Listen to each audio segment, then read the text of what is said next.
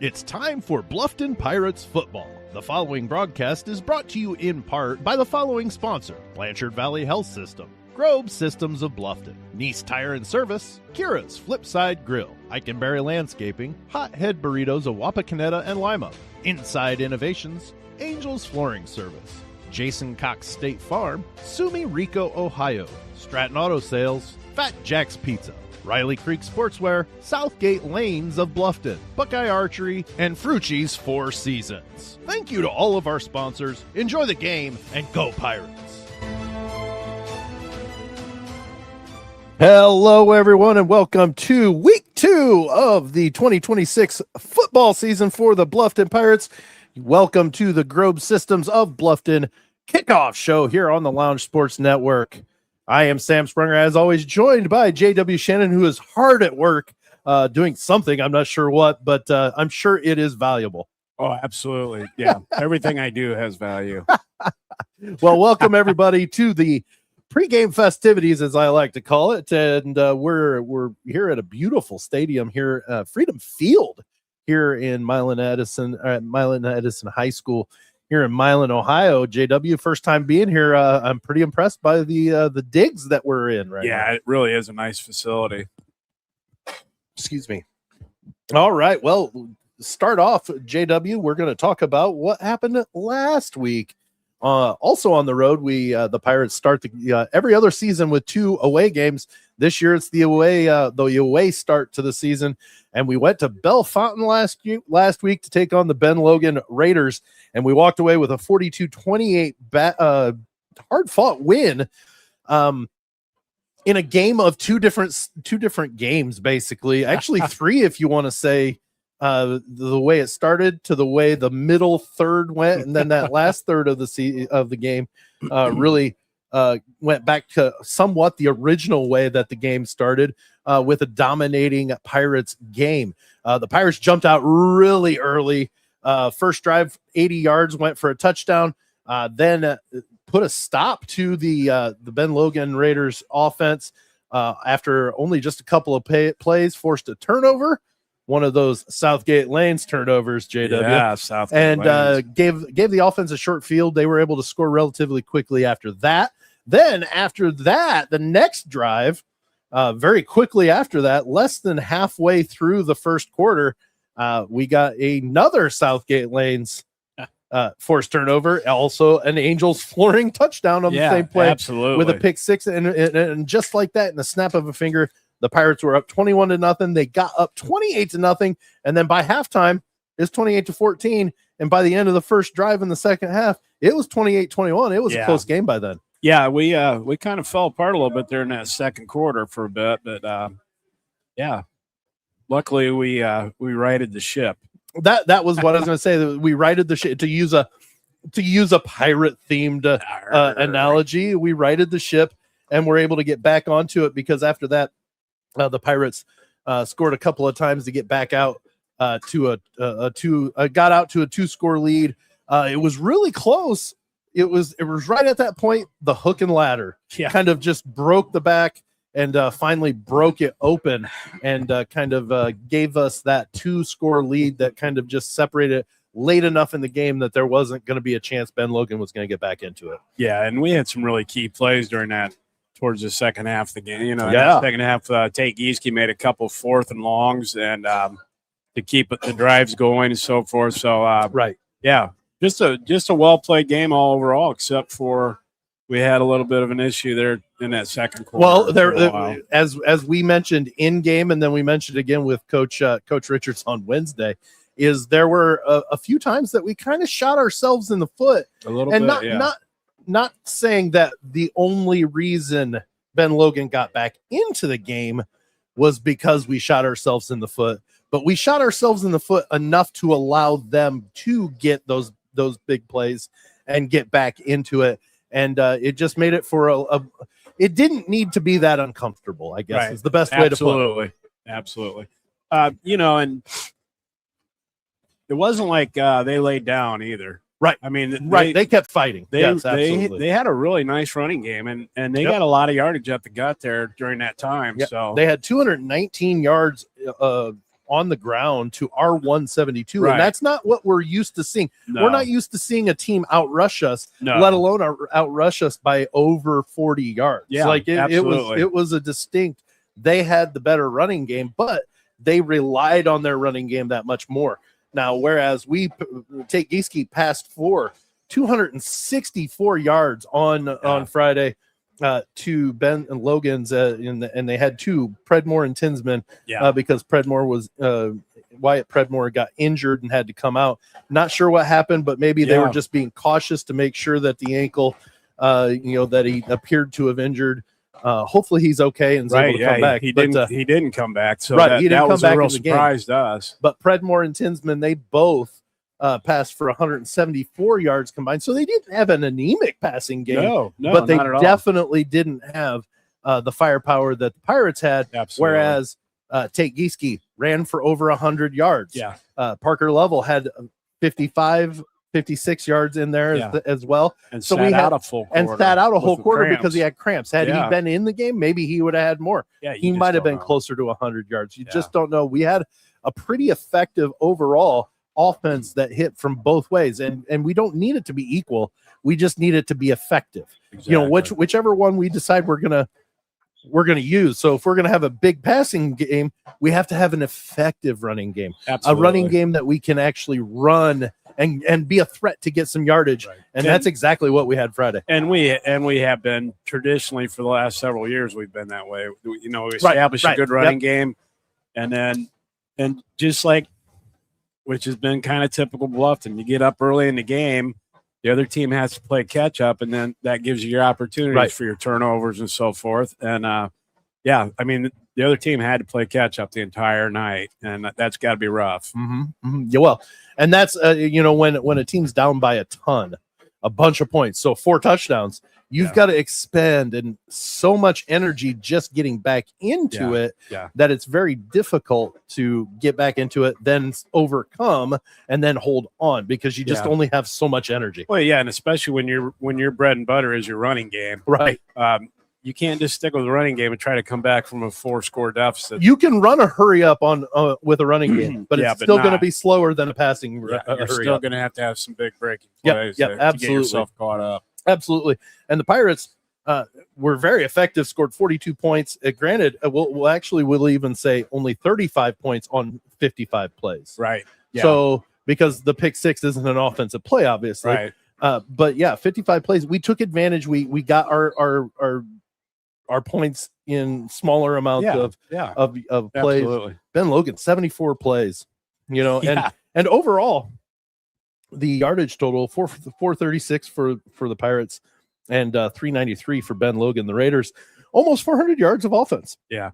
And, let's be honest. You ask any coach in the entire state, if you have 74 offensive plays, how's that game going to turn out for you? Oh, 9 times out of 10, you say, well, we win if I would we say run even 74. more than that, because you give me 74 plays, that means you should be dominating the game. Should be. But Bluffton can score in those short spurts, and this gives them time for those plays. Well, we talked about it, actually. We had a pretty, not methodical, but we had a decent drive on that first drive of 80 yards.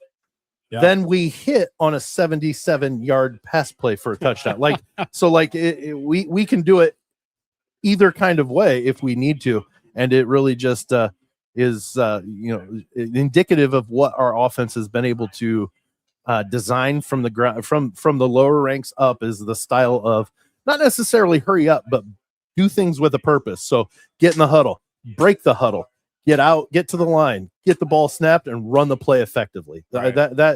It starts at the little league level and works its all the way up to the varsity level. And when you've got everybody knowing that when they get into it, it becomes a lot easier to run. Oh, absolutely. Yeah. Yeah. I mean, Bluffton, I think they did really well. I mean, they stuck to their game plan. The kids did pretty good at taking care of everything that needed taken care of. But like I said, we just had those small issues that We had 7 penalties for 50 yards, and and Ben Logan had more penalties. They had 8 penalties for 66 yards. Right. But it seemed like our penalties came at very inopportune times. We had 2 key interference calls. One was legit for sure. One was definitely. The other one was kind of a 50-50. Right. But yeah, those were 2 key areas where we could have even expanded on our lead at that point. Yeah. Well, Tate Gieske had a big night for the Pirates on Friday. He had, like I said, he was 13 of 19 for 264 yards, 3 touchdowns. He did throw an interception, but it wasn't. He just underthrew it a little bit, and it was a pretty good coverage on the defense. Yeah. So that interception, but he had a 77-yard touchdown pass to Leighton Miller. Yeah, but then, big night. Yeah, and then on the other, at the other part of the offense, he had 14 runs for 101 yards, a touchdown, and a long of 19. He was our Riley Creek Sportswear Player of the Game for all of that he put together. Plus, not to mention, that's just the offensive side. Oh yeah, JW. He had let's get the official huddle numbers.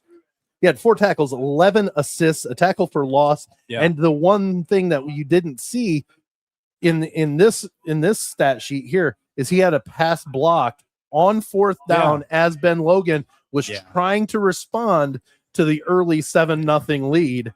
They were down to the 5-yard line. He knocked it down out of the air. Yeah. And it ended that drive very quickly, and the Pirates were able to go down and extend their lead. Yeah. He just played a great game, both sides. For sure. If we had an offensive player of the game and a defensive, he would have gotten both. He very well would have maybe got them both. Yeah. We had some other good kids that really did well on defense. I'm not saying he would have, but there's a good chance. But he was in on more tackles than anybody else on the team. Correct. So Tate Gieske, the week 1 Riley Creek Sportswear Player of the Game. So well, we've talked a little bit about last week. We're going to take a quick break. Come right back. We'll be back, and we'll talk about the play of the game, not the player, the play of the game when we come back, and we'll be right back. You are listening to the Grove Systems of Bluffton kickoff show here on the Lounge Sports Network. Bluffton Pirates football brought to you by Blanchard Valley Health System.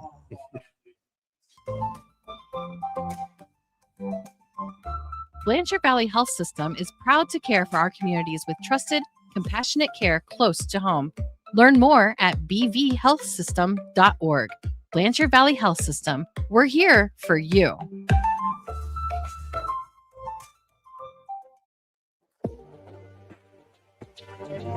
So here's the deal. Southgate Lanes of Bluffton is open to the public. That's you. That's right. And offers plenty of fun with sand volleyball, craft beer, and obviously food. I mean, come on, you got to eat, right? Southgate Lane, south of Bluffton on Main. Food's so good, you'd swear it's a restaurant.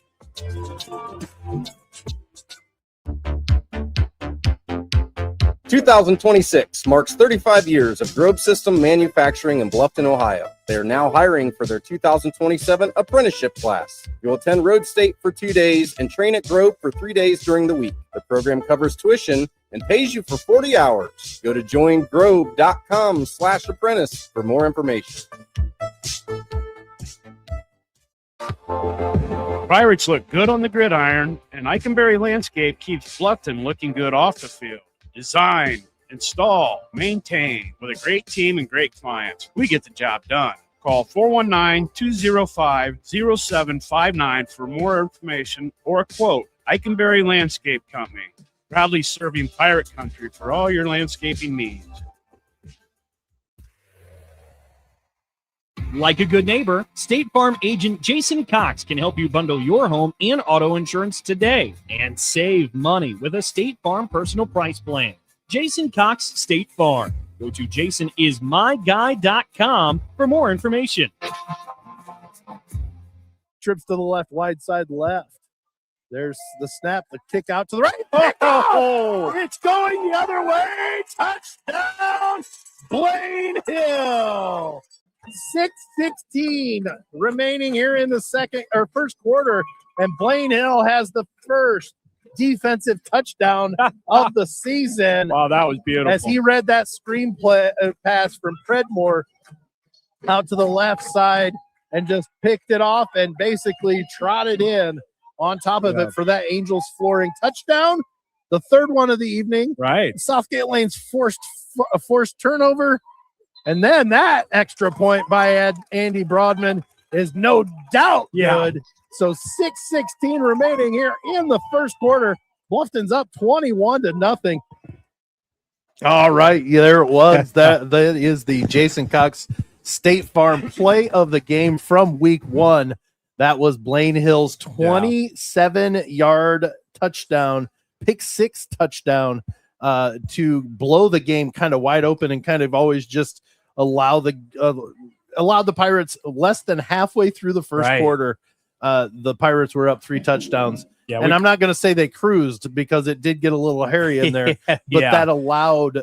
I've always said the reason why you build a big lead is if you get to the point where you give up a couple of touchdowns, you still got a lead. Yeah, right. So Blaine Hill, the 27-yard pick 6. Yeah, Blaine had a nice game on defense. He sure did. Yeah, I mean, there was no doubt. He read that like a book. Yeah, he walked right in front of it, took it, and essentially as soon as he got his step, he was able to kind of jog it the rest. He didn't, but he could have because he had four yards. Yeah, I don't think anybody was going to catch him regardless because he's another one of those speedsters out there. Absolutely. So, absolutely. So that is our Jason Cox State Farm play of the game from week 1. Blaine Hill, the 27-yard pick 6. Right. There were some other we talked a little bit about the in the first segment of the kickoff show, the hook and ladder where it kind of broke the back. That could have been the play of the game. But I kind of looked at this one and went, you know what?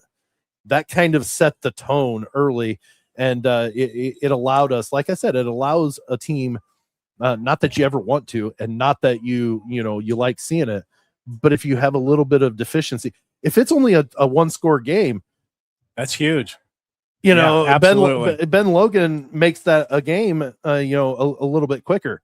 But with a 14-0 lead, and then almost immediately after converting a turnover into a touchdown, they make a turnover and take it in for a touchdown on the same play. That was kind of, to me, indicative of the play of the game. Yeah, I mean, the hook and ladder was great. It was a great play, but it really didn't have much to do with the outcome of the game in the long run. Correct. Whereas this one really set the tone and it put Ben Logan really back on their heels for the rest of the game, basically. Mm-hmm. So they were fighting extremely uphill from that point on. It was a huge play. Yeah. So definitely a fun play to see, especially with it being less than halfway through the first quarter, and you're going. I mean, I was anticipating the Pirates winning by a couple of scores. Right. But I'm sitting here looking at the scoreboard going, it's 21-0. We're not even halfway through the first. Right. Yeah. Well, then we tacked another one on shortly after that. So it was just amazing that but hats off to Ben Logan. Right. I hope they have a very good season. It wouldn't hurt my feelings to see them 9-1, and the only loss is the one that we were able to get them week 1. And I could very well see that. I mean, they have a really good team. They just weren't quite up for the challenge, that night. But so definitely there are some things that need to be fixed from last week. This was not a perfect game, but it was a good, well played game. It just wasn't a perfect game. You're never going to have that perfect game, but there were a lot of things in there, I think, that easily could have been glad we had a big lead because of some of those meltdowns or those falters, or they're shooting yourself in the foot. Yeah. They allow you to recover from those a little better. Yeah, and we've got basically a new line this year. I mean, we've got a couple guys returning, but they're still filling each other out a little bit to see what's the best combination there. Yeah, and most of the success that Ben Logan had was pretty much up the gut. But they had some really good running backs. They were hard-nosed. So, like you say, you can't take anything away from them at all. No. And I think they'll have a pretty successful season this year. I really do, too. I wouldn't be surprised. If they don't lose another game or maybe just one more game this season. 8-2, 9-1, I think is what they're probably going to end up being at the end of the season unless something drastic happens to where they have injuries or something like that. So this is a very good win for the Pirates last Friday, and being able to come into this one 1-0. Yeah, it's a lot better than coming in 0-1. Absolutely. Well, see, that's just it. If we were 0-1 coming into this, and we played a heck of a good game and just got beat, you don't like it, but it's acceptable. You're always going to sit there and go, well, we could have done this and this better. But you know what? You did and should have. But if it's and buts were candies and nuts, we'd all have a Merry Christmas. Yes, absolutely.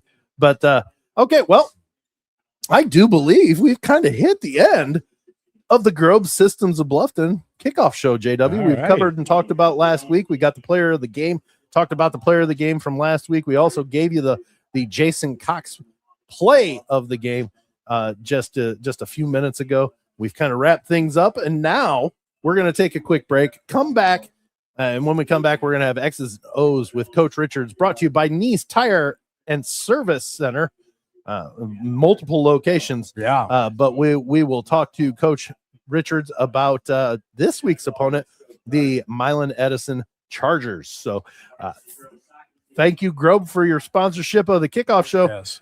We appreciate you, and we will be right back. You're listening to Bluffton Pirate Football on the Lounge Sports Network and presented by Blanchard Valley Health System. Fall's coming fast, and Frucci's Four Seasons has your cleanups covered. From leaf removal to retaining walls, paver patios, mulch, and river rock beds, even gutter cleanings. Mention the Bluffton Pirates football ad and get 10% off any one project, no matter the cost. Call 419-905-6774 to make an appointment. Frucci's Four Seasons, your yard done right.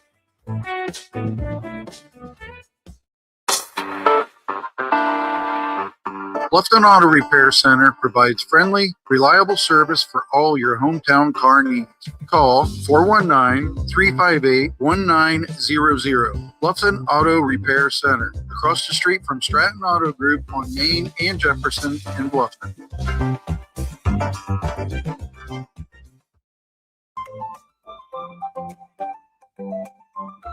Blanchard Valley Health System is proud to care for our communities with trusted, compassionate care close to home.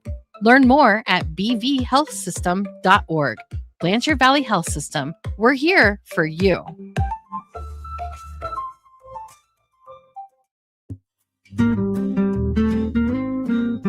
Kira's Flipside Grill on Main Street in Bluffton offers you a made-in menu, live weekly music, specialty drinks, plus kids' meals too. Kira's Flipside Grill, exceptional food, hip atmosphere, and a unique dining experience.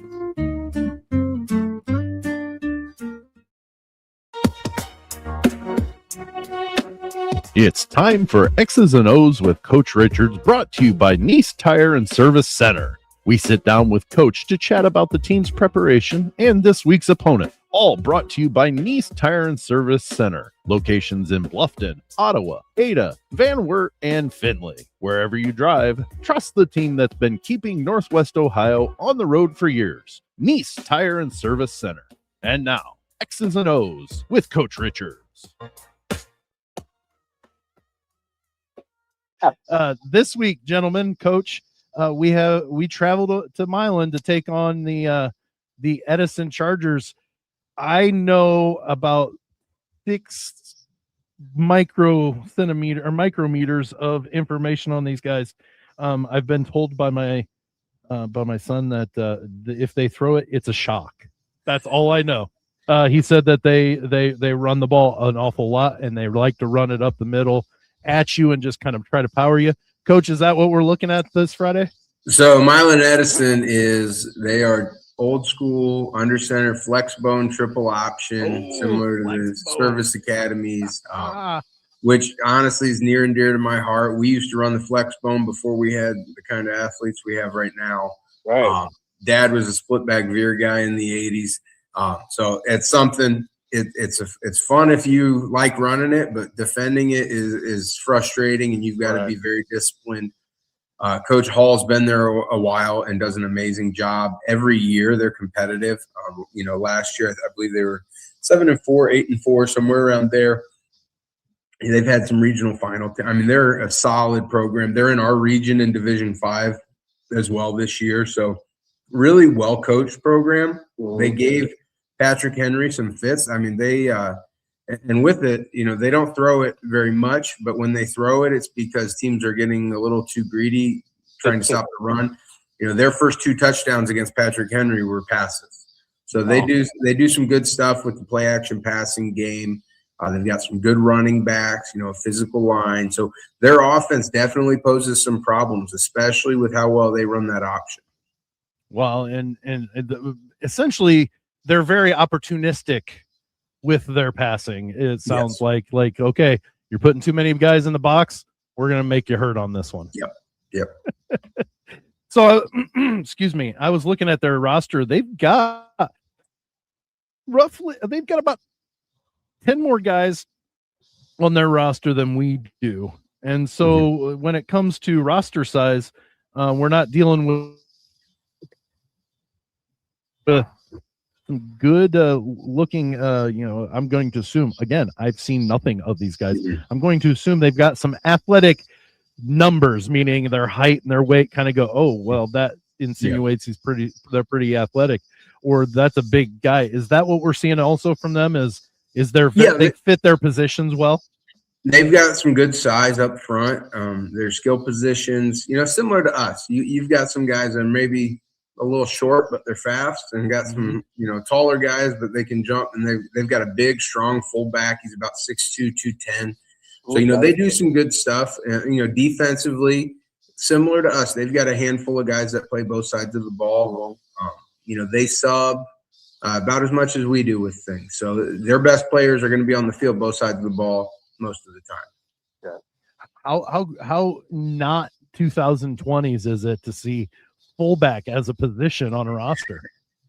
I think it's fabulous. Oh, I think it's great. I love the old school style, but I'm looking at you. You said a fullback, and you said 6'2", so I was scanning and I go, I'll be darned, he's a fullback in the program too.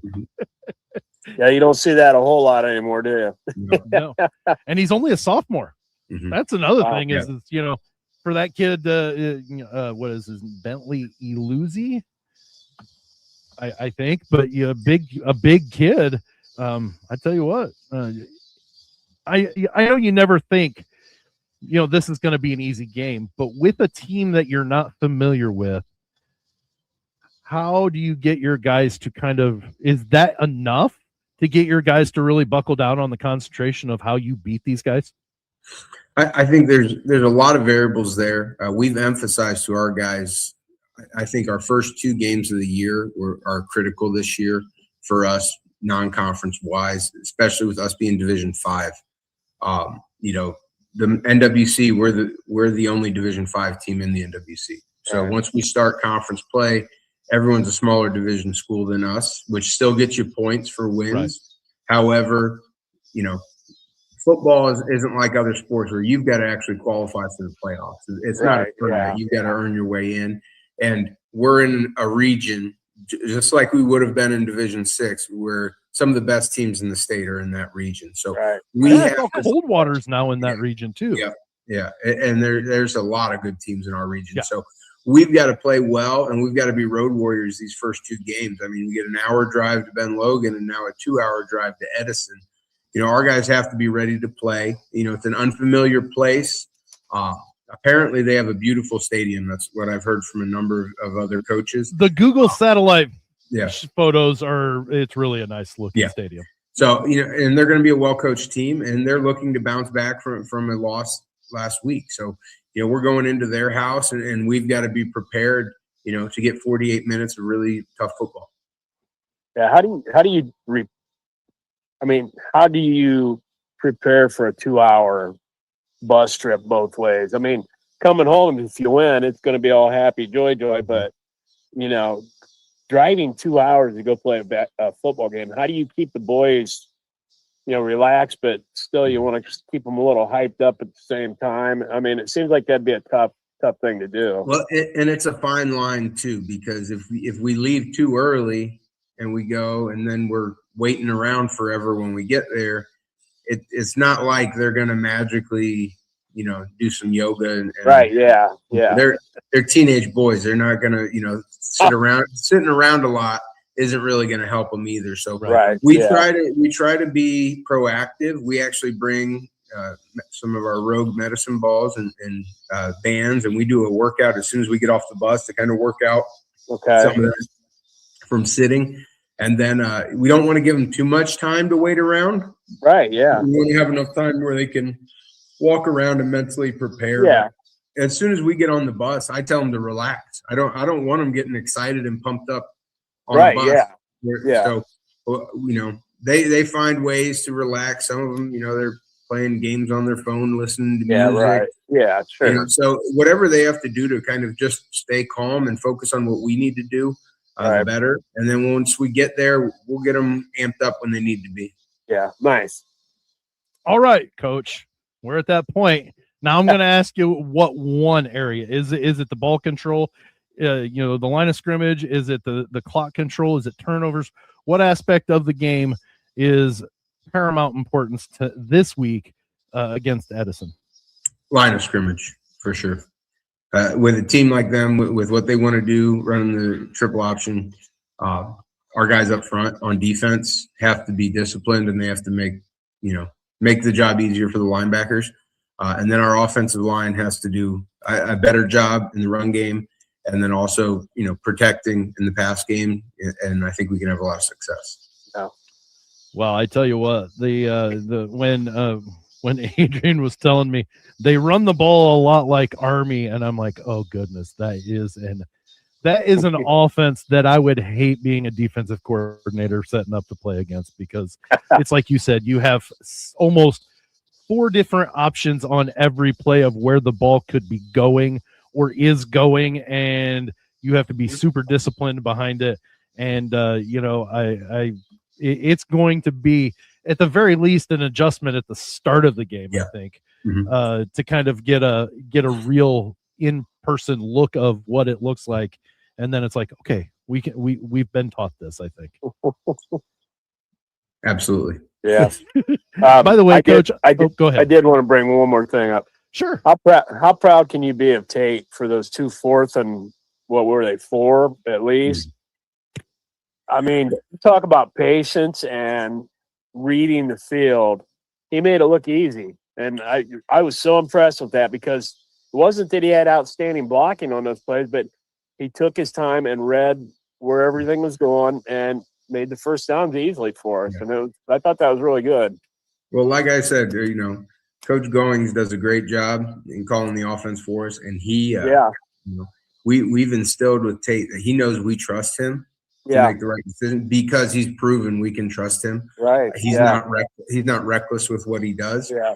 And we put him in a position to distribute the ball when he needs to, and sometimes it's him taking it, and he did a great job. Well, and that's what I thought. That was 2 key plays of the game, and he just really performed well there. And kind of nice to have that veteran quarterback. Oh, absolutely, definitely. Well, Coach, I want to thank you for one thing. Questions that you could give a one word answer to, you expand. So it has been it's always a pleasure, because it's less of me is better for the show. So I am so glad that you have the ability to talk further than Oh, anyway, no. I've talked to some people, and it's like, come on, a little bit more. But yeah. Coach Richards, you're awesome at it, so I appreciate it greatly. Big game on Friday. Tell you what, if there's a team that I expect to be ready, I would be remiss to say it will be the Pirates, with the way you guys do your preparation. So best of luck Friday, and let's get to 2-0. Let's get good. Thank you. Thank you for tuning in to X's and O's with Coach Richards, brought to you by Nice Tire and Service Center. Locations in Bluffton, Ottawa, Ada, Van Wert, and Finley. Wherever you drive, trust the team that's been keeping Northwest Ohio on the road for years. Nice Tire and Service Center. When we return, we will have the Kira's Flipside Grill pregame show here on Bluffton Pirates football on the Lounge Sports Network, presented by Blanchard Valley Health System.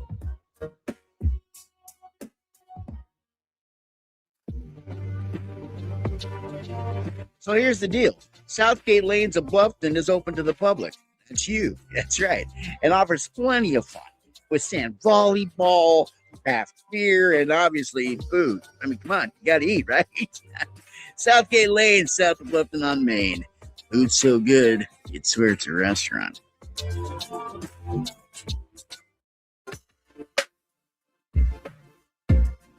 This timeout is brought to you by SRK Ohio. Friday Night Lights, Pirate Pride, and a community that knows teamwork. SRK is proud to support the Bluffton Pirates and proud to call Bluffton home. On the field or on the job, great teams are built together. From all of us at SRK, go Pirates.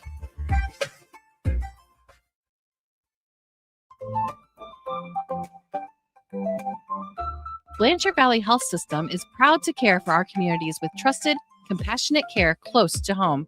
Learn more at bvhealthsystem.org. Blanchard Valley Health System. We're here for you.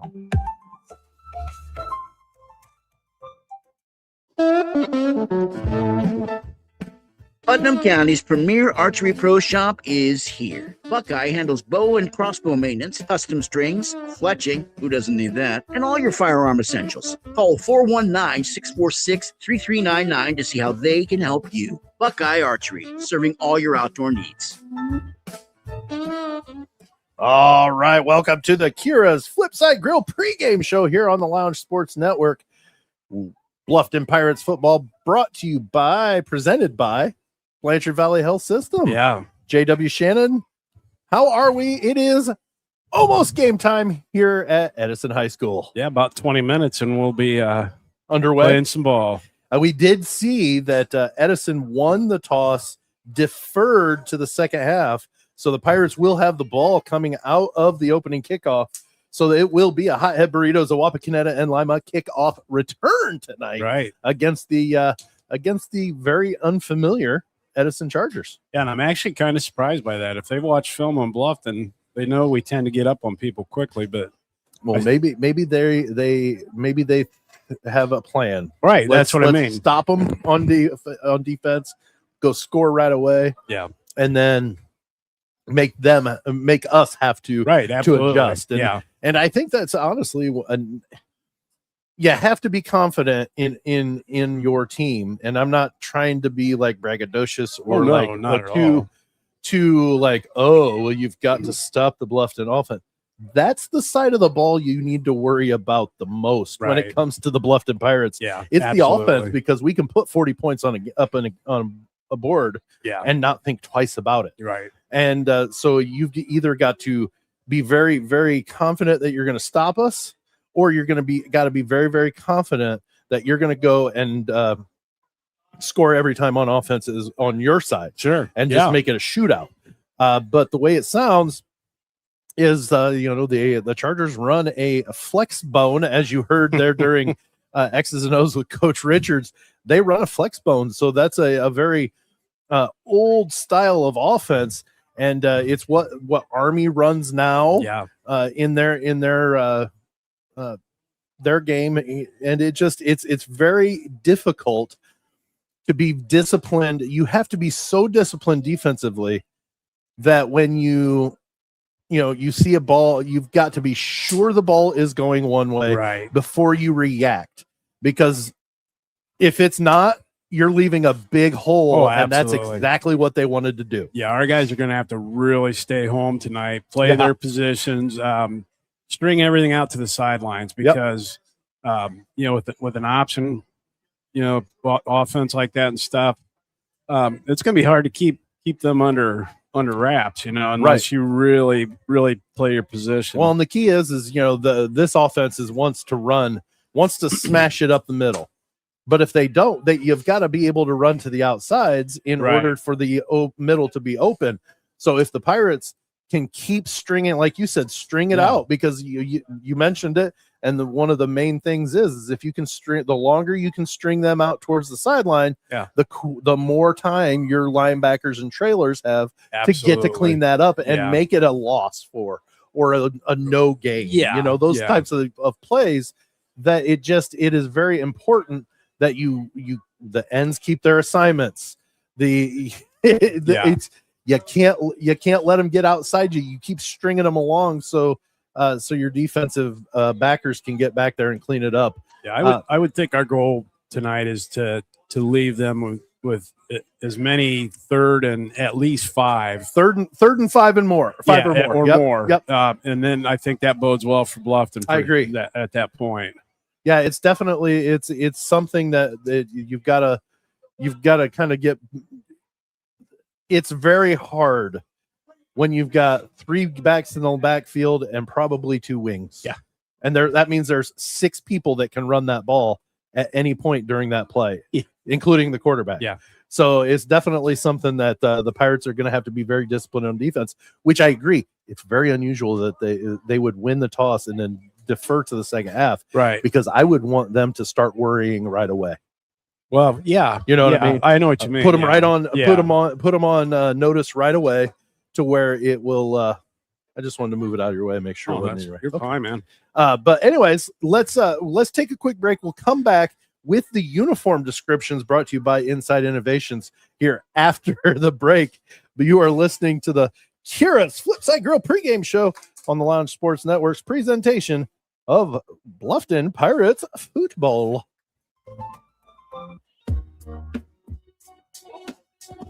From Bluffton to Ottawa, Ada, Van Wert, and Findlay, Nice Tire and Service Center keeps you rolling. Tires, brakes, full auto repair, done fast and done right. Wherever you drive, the trusted team that's been keeping Northwest Ohio on the road for years. Nice Tire and Service Center.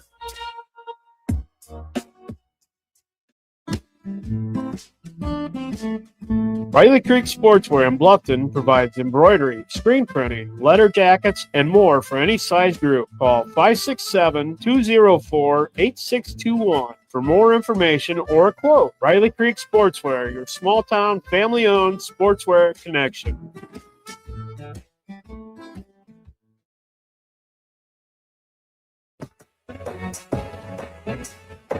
When you want real Lima flavor, you want Fat Jack's Pizza. Hot, cheesy, square cut perfection, loaded just the way you like it. 3 Lima locations on West Street, Finley Road, and Spencerville Road to serve you. Go to fatjackspizza.com for menus and more information. Always close, always delicious. Tonight, make it a Fat Jack's night.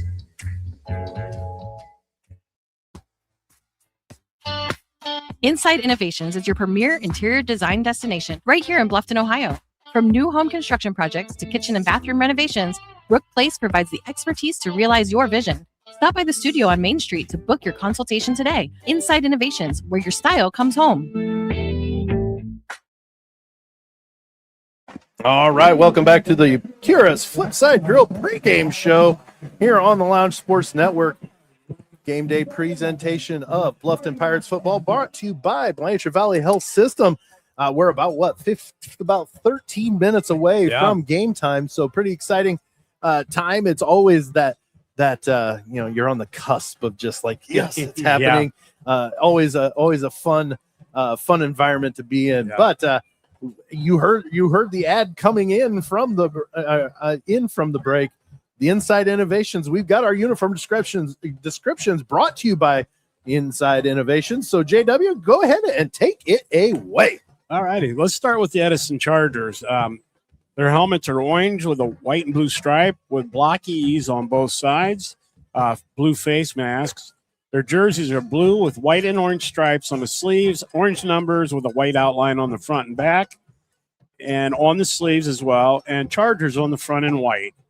And the pants are orange with blue and white stripes. Now for your Bluffton Pirates, our typical way, helmets are red with a white and black stripe with a Bluffton B on the right side, black face mask. Jerseys are white with red and black numbers, red Bluffton on the chest, and the pants are white with red piping on the legs and a pirate head on the left hip. And this uniform description, they're brought to you by Inside Innovations. Stop by the studio on Main Street to book your consultation today.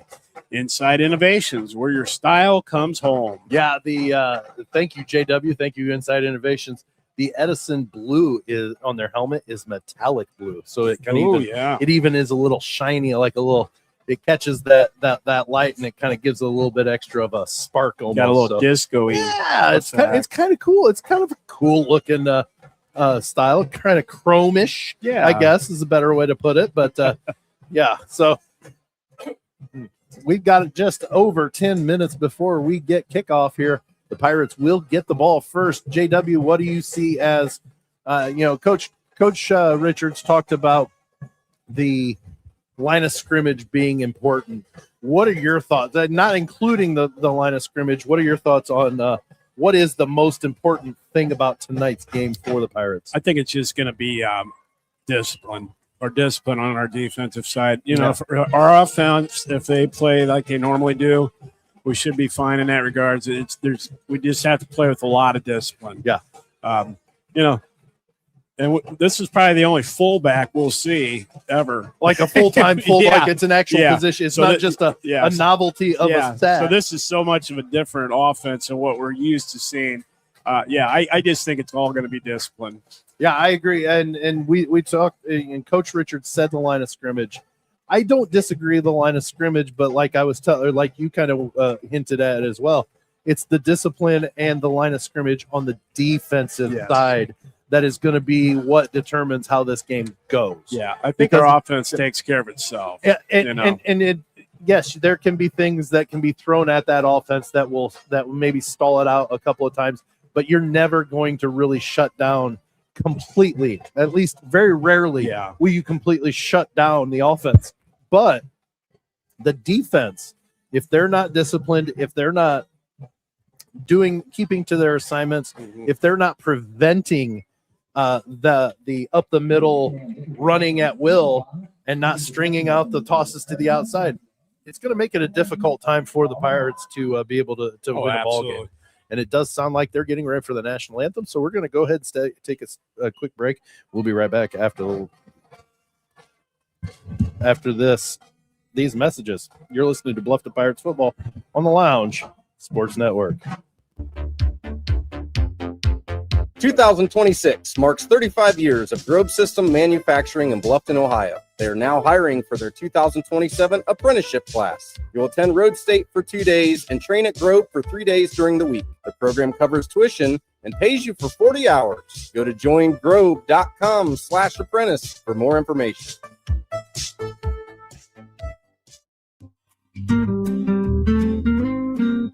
Kira's Flipside Grill on Main Street in Bluffton offers you a made-in menu, live weekly music, specialty drinks, plus kids' meals too. Kira's Flipside Grill, exceptional food, hip atmosphere, and a unique dining experience.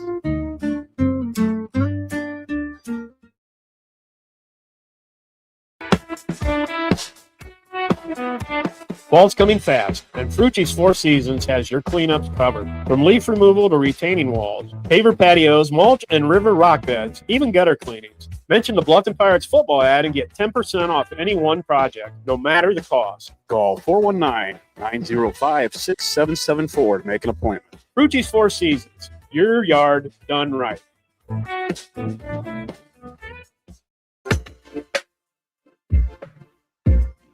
This timeout is brought to you by SRK Ohio. Friday Night Lights, Pirate Pride, and a community that knows teamwork. SRK is proud to support the Bluffton Pirates and proud to call Bluffton home. On the field or on the job, great teams are built together. From all of us at SRK, go Pirates.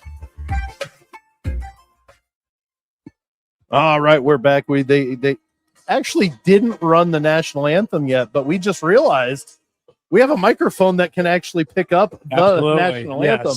So we are actually going to stay here during the playing of the national anthem and be able for everybody to honor America as we listen to the band, which is a very active band that Edison has here. So I'm kind of excited to hopefully see a good performance of the national anthem tonight for the game. And it's the Pirates just now hit the field. The Chargers going to be out here extremely shortly, I would assume, as the cheerleaders set up the banner for the players to run through and through the tunnel of the band with the Velcro strip down the middle so that did you see they undid it a little bit? So I'm guessing maybe it's a little stronger than what they were anticipating. Let's be honest, it'd be a little embarrassing if the first guy hit it. I'm not making fun of the kids, but yes, that would make that a little tear away. And the Chargers are getting ready to take the field now. Just to piggyback on the little thing before we get to the national anthem, JW, I think it is a defensive. The defensive pace. The defense decides tonight how this game goes. Right. If it becomes an offensive battle or if it becomes a battle to where the Pirates can kind of extend the lead and get a little bit of a cushion. I'm not anticipating it necessarily, but it would be nice. Yeah. And, honestly, I don't think we care if they have long sustained drives. Right. Because that's taking time off the clock because we don't need a lot of time to score most times. Right, absolutely. So that could be to our advantage if they do have longer drives. Right. Because as we well know, we can score in 3 or 4 plays at times. For sure. Well, the teams are out. Everybody's starting to get around for the national anthem. So here in just a minute, when they get ready to go, we will turn up the mic for the crowd noise, and we'll be quiet and let the music do the work here instead of running you through some ads. I figure might as well give it a whirl and see how well it comes out. Absolutely. So it sounds like they're getting ready to actually now. So the Milan Edison marching band with the national anthem tonight.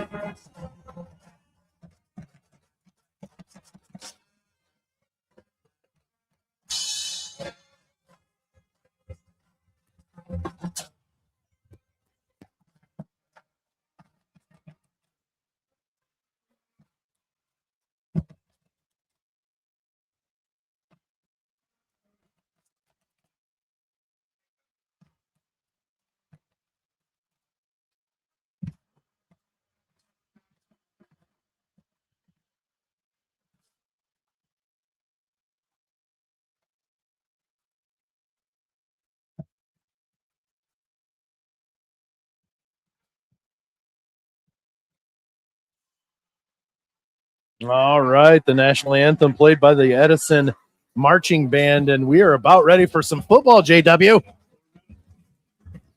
4 minutes, and we're ready to go. 4 minutes before we get an opening kickoff, the Hothead Burritos of Wapakoneta and Lima kickoff return for the Bluffton Pirates tonight. They will be going left to right. Oh, wait. Maybe not. Maybe it's right to left. I'm not sure. I thought I saw that Bluffton was set up on the left, heading towards, the concession area and so to the south, heading south, left to right, on the radio dial, and Edison the other way. I could be wrong, and I think I am because the way it's looking is Edison setting up to go left to right, and the Pirates are looking to set up to go right to left. So I think we're heading north. I was completely wrong. Yes, we are heading north towards the scoreboard and away. So we're under a minute before we get ready for the opening kickoff of Week 2, Bluffton Pirates football here on the Lounge Sports Network, presented by Blanchard Valley Health System. No, we're not going to a break. I'm just saying it out loud so everybody knows. What a beautiful night for football. It's gorgeous. Mid to low 70s right now. Nice breeze. The field is beautiful. I understand this is a newer field. only about 3 years old. Yeah, it's absolutely gorgeous, and just a really nice facility all the way around. All right, the Chargers set up. We've got Israel Bellman for the Chargers on the 40 to our left. We've got Leighton Miller, Blaine Hill to our right, back deep. We are underway, and it's going to be fielded by Leighton Miller at the 6. Across the 10 to the 20, 25, gets wrapped. Oh, breaks big loose, opening. and Nice gets run. taken down at the 36-yard line. And I didn't see who got that. Okay, Perez. Styles Perez. So there are 2 Perezes right in the Edison lineup. So we're going to call them Styles and Silas. So Yes. I'm going to stay away from the last name because it's the same because they're both halfbacks for their offense as well. Right. So we're going to take a look at that. Pirates come out with, hey, this is a big set of their own. We got twins bunched to the side with a running back to the left. Motion man fake to Parker Lovell up the middle. He gets popped pretty hard as he gets to the 39. And it looks like, who was that? Kyle Robinson on the tackle there for the Chargers. So only a gain of about 2 on that first down run. It's 2nd and 8 from 39-yard line. Opening drive for the Pirates here. They've got twins to the left, near side. Ball on the right hash. Gieske drops. He's looking. He's going to step up into the pocket. He's going to tuck and run. He's across the 40, 45. Gets to midfield, and he's swiped down by Max Limberios. But that is going to be enough for a Pirate first down as the Pirates move the chains. They're right at the midfield stripe. And that's what's so nice about it, the way Tate plays. Yeah. You might have all your receivers covered, but you better have somebody covering him. That's right. He'll tuck it up and You got to have a 15 spy. yards. You got to have a spy for him. Pirates come out. They're going to come out with twins to the right, far side. Ball in the middle of the field. Pirates have a tight end, which is Blaine Hill to the near side here. They tried a little bit of a fakeroo of hurry up and snap the ball. Instead, they get a signal. Giesche's going to run it straight off the left tackle. He's going to turn it up, gets across the 40, and is taken down at the 36-yard line. That tackle, I did not see who made that tackle. Corbin Kozlowski. Golly. Kozlowski, yes. Gosh, I can't read my own handwriting. Yeah, but that was enough for a first down. And Tate's another Buckeye archery. Yeah, first down. absolutely. Sorry. Yeah, Tate's probably got 25 yards already in the game. Trips left. Ball near the right hash, but more towards the middle of the field. Lovell to the right of Gieske in the pistol set. Chargers looking like they're going to drop in, and they do. And Lovell gets the screen nice pass. move. He's going to get off through the 25. He's gone. Touchdown. 36 yards from Tate Gieske to Parker Lovell on a little screenplay, and he didn't get touched after he caught the ball. He did a turned nice up, job of found the catching seam, it and in ran it straight traffic, up. and yeah, he was gone. Oh, what a play. 10:03 left in the first quarter, and that is an Angels flooring touchdown. Yeah. A 37-yard pass play from Tate Gieske to Parker Lovell. Yeah, hopefully we'll call your name all day, Steve. Andy Broadman for the extra point, puts the ball up and puts it through. And like I said, 10:03 remaining here in the first quarter. The Pirates are up 7-0. Quick striking, JW. Yeah, Quick striking. and that's what I was kind of bringing up when they deferred and gave us the ball. You know, I realize we've only never played each other until tonight. But if you're watching plenty of film if you're scouting and watching film on Bluffton, you know they have an explosive offense. Well, maybe they wanted to try to set the tone, and you know what? At the very least, Bluffton's going to have to do kick it up defensively, right? Because Absolutely. there's a lot of discipline that comes, and maybe that was their thinking. Maybe we get a stop, and then we get a chance to jump out in front. Yeah. But you know what? Maybe we don't, and we just make it 7-7. And I like the way Bluffton really didn't show anything there. No. I mean, we had a couple quarterback runs and there was nothing fancy. A short little screen pass. So, you know, we're not showing early, right? What we have. So the Pirates come out. Andy Broadman, the kicker, he's set up on the 42-hour right. A big, bright orange, my favorite color, E, right in the middle of the field with a lightning bolt behind it, outlined in white and blue, but just an awesome, color scheme. I love orange, like I said. But Andy Broadman for this Hot Head Burritos, a Wapakoneta and Lima kickoff. He's to our right. Silas Perez and Grant Parker to our left for the Chargers. There's the kick, a line drive. It's going to bounce about the 20, and it's going to get past him. And, just let it go into I was going to say. That was not the two that I thought. Kyle Robinson was back there for that. That was a nasty kick. Yeah, I mean, that thing was 2 feet above the ground all the way. And it almost stopped. It barely got across the end zone. They're really lucky they didn't touch that because it was awfully close to one of their return men touching that ball. So the Chargers will take over on the 20. They're going to opt to have it on the near hash here, the right hash, as they go left to right on the radio dial. Evan Schnittker, the quarterback, under center. There's the wing T. There's the snap hand off to Styles Perez. He's going to get across the 20 to about the 22-yard line. Mason Shank on the first tackle of the night. You're going to give him they're going to give him the 23. So a gain of 3 on that play. So it's going to be 2nd and 7. This is going to be slow and methodical, JW. I would think so, yeah. 9:30 remaining here in the first. Schnicker under center. A wing on each side, a back in the backfield. There's a little motion. They're going to run an option. Ball's on the ground.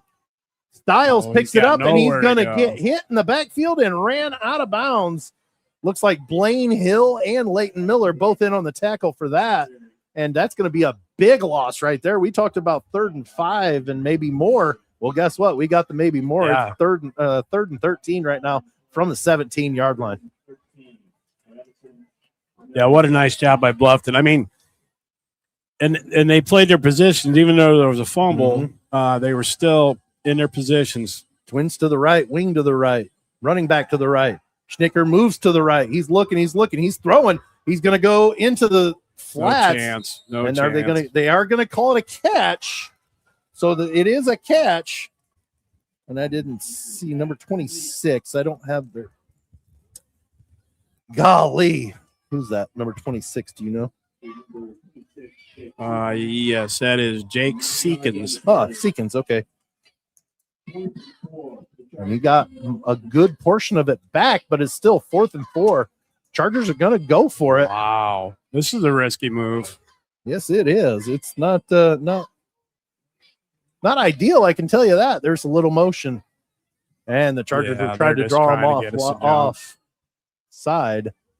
They're going to end up. They are going to run the ball. 2-1, and there's the timeout.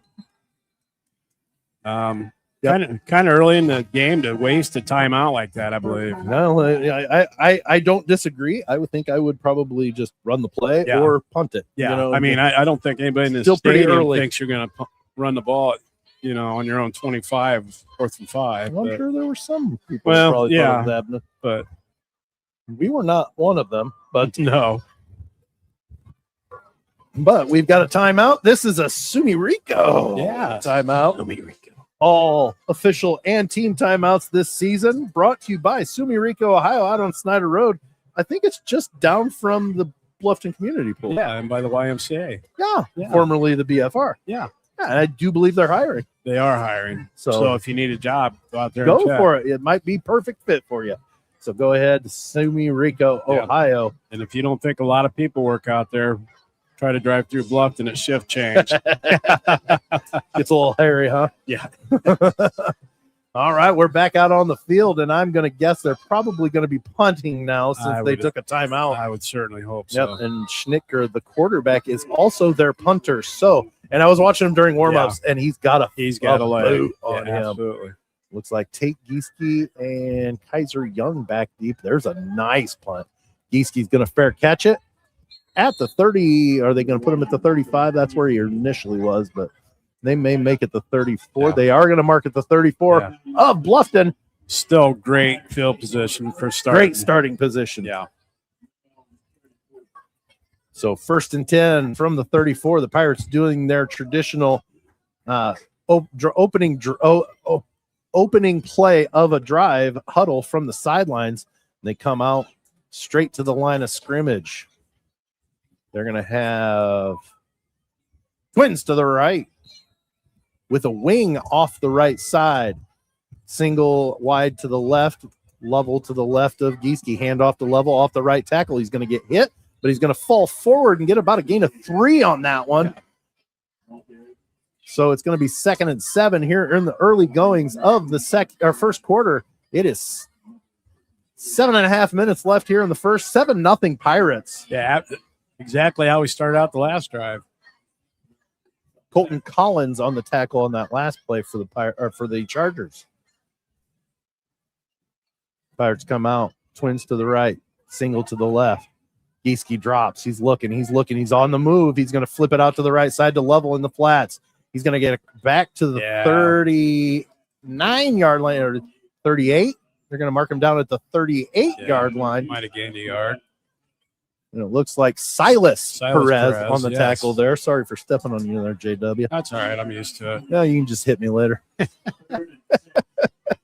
Remember, I'm driving home. Yeah, just don't forget me. That'll be the payback, won't it? Yes. 3rd and 6 from the 38-yard line. Yeah, a lot of options here for Bluffton. Twins to both sides. Wing to the left as well. Ball in the right hash. And Coach Goings is not happy about something. He called timeout very quickly. Yeah. We're going to go ahead and take that timeout with him. 6:26 remaining here in the first quarter. Bluffton leads the Edison Chargers 7-0. We'll be right back. You're listening to Bluffton Pirates football on the Lounge Sports Network, presented by Blanchard Valley Health System. Blanchard Valley Health System is proud to care for our communities with trusted, compassionate care close to home. Learn more at bvhealthsystem.org. Blanchard Valley Health System. We're here for you.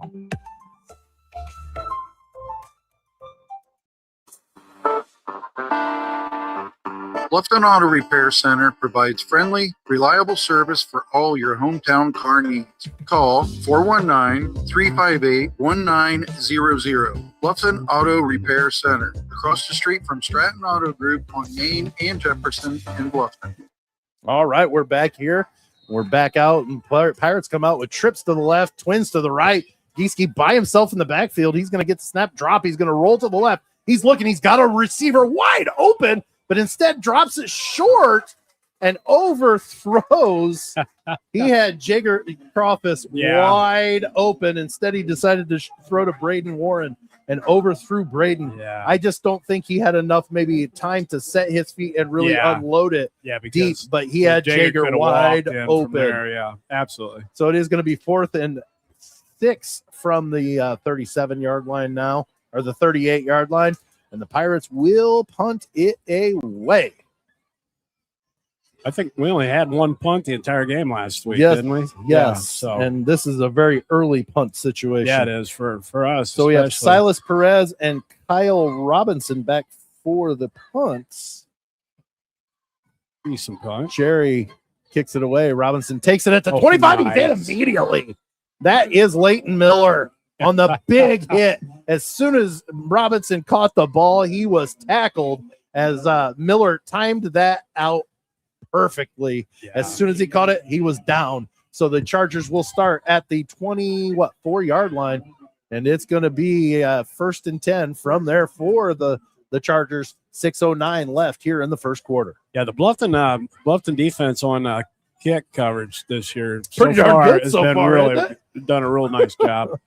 They like to lay some wood. And you got some speedsters, not just on the outside streak, and you got some speedsters in the middle of the lines coming down too. Schnicker under center. He's got 2 wings and I'm back in the backfield. Robinson in motion. Handoff up the middle, and it looks like who was that?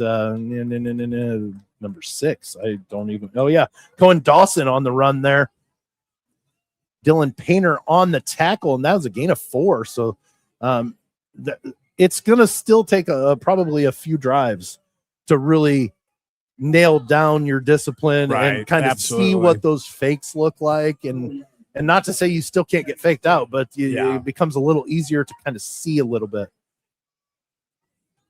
There's the fake handoff, and Schnicker keeps it himself. Wow, nice He's game. going to get tackled. It looks like he's going to be a little short of the first down. Leighton Miller on the tackle, and a couple of other Pirates. Along with Mason Along with Mason Shank. So it's 3rd and 1 from the 33-yard line. 5:15 left in the first. Bluffton leads 7-0. Well, like we talked about before, there's so many options to who can have that ball coming out of there. Yeah. That you just really have to keep your head on a swivel. Chargers break their huddle. They get under center. 3rd and 1. Motion Robinson faking and straight up the middle. Hand off to, I believe that was Dawson. Cohen Dawson on the run. He gets enough for the first down to the 37-yard line. Kaiser Young and company on the tackle there for the Pirates, but that is a first down for the Chargers. Yeah, they didn't get a lot on that play, but they got what they got needed. enough. That's I think in the end of it, you didn't get a lot, but my question is, did you get enough? Yeah. Yes. Okay. Yeah, they needed 2 or 1, and they got 3 2 or 3. Yeah. 1st and 10 from the 37-yard line. Chargers moving left to right. Come out twins to the right and a wing back to the right. Schnicker drops, throws it out into the flats. It is caught. That looks like Silas Perez. Take Gieske on the tackle. A short gain of 2 yards is all, but that's 2nd and 8 from the 39-yard line for Edison. Yeah, well-designed play, but they weren't going to get anybody behind us on that play. We had good coverage on them. Well, and we've got a lot of speed. I'm not saying that they don't, but we have a lot of speed that if you're going to try to run a foot race, you better have one real good move to get yourself a couple of steps lead. There's the motion for Perez, Silas Perez. He comes around the right side, up the middle, lowers the shoulder, and Leighton Miller and Parker Lovell both in on the tackle there, but not until he gets about 5 yards on that or 6 yards on that run. Yeah, it was nice. Put his shoulder down and just went after it. Yeah. So it is going to be 3rd and 3 for the Chargers here on their own 44-yard line. They need the 47. Yeah. I noticed they had Tate on a blitz that time, but he got sucked to the inside, which is exactly what we were talking about. Here come the Pirates there. It looks like Tate's maybe playing a little bit of contain. Handoff up the middle, and he's going nowhere. That is Cohen Dawson.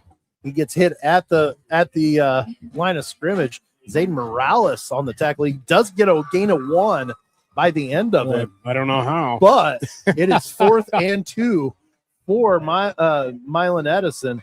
Do they try it again, or do they actually run a play here, JW? Well, I mean, they're closer to midfield. They may very well try for this. Well, I would hate to think that they're going to try to draw off sides and call another timeout. Yeah, right. So I would say either punt it or you run the ball this time, or you run the play I gotta this time. think they're going to go for it. Twins to the left. There's the snap. He's going to go up the middle and nowhere to go. And the Pirates are going to take over. Zayden Morales with the stop. Mason Cohen Shank, too. Dawson Wow. got the handoff. I really thought Schnicker had it, and he fell forward past the first down marker. But he had handed it off to Dawson, and Mason Shank and Zayden Morales there for the stop. Turnover on down. Yeah, Mason stopped him, and Morales came in and just cleaned him up. Yes, sir. So the Pirates will take over on the Milan Edison 45-yard line. So they got a short field. Yeah. The defense doing it again, giving a short field to the Pirates. What a nice play in a couple ways. Not only was it a good stop, but it gives Edison something to think about later on. Do we really want to go for it on these 4th and shorts? Twins right, far side. Gieske in the pistol. Fakes it to Lovell. Goes over the middle and leads. Just a little too much. Keaton Schaefer just too much by about a half a step, a little bit too much. And he was open on that slant, on that deep slant. He really was. But the ball was just led him too much and goes I got to think we're going to go to that left corner pretty soon because Ethan Sprunger was wide open down the sideline again. Well, and his brother Adrian, he's just pretty fast as well. Yeah, so right. they can run. They both can run that. Right. Twins to both sides. Ball in the middle of the field. Gieske gets it. He's going to take it himself. He gets across the 45, busts the tackle, and then finally gets taken down at the 41. Gain of 4. It's going to be 3rd and 6. Like we talked before, Bluffton's got a lot of options at that point. Colton Collins with the initial hit on Gieske there allowed the Chargers to clean Tate up before he got too much more than what he did. So they only actually gave him 3 instead of 4. I don't know how that works. He was laying on the 41-yard line, but that's all right. Twins to the right. Gieske in the pistol, level to his left, fakes to him, rolls to the left, looking. And there he's got Ethan Sprunger in at the 30. He's going to get hit and pulled out of bounds at about the 27-yard line. Max Limberios and company in on that tackle. Yeah, Colton Collins was in on there as well. Talon Wechter was there too. But that is a first down. Another Buckeye archery first down for the Pirates. And just what we were talking down that left side. Yep. We've had some wide open guys there, so we took advantage of that. Yes, sir. Pirates come out. Twins to the right. Ball on the left hash.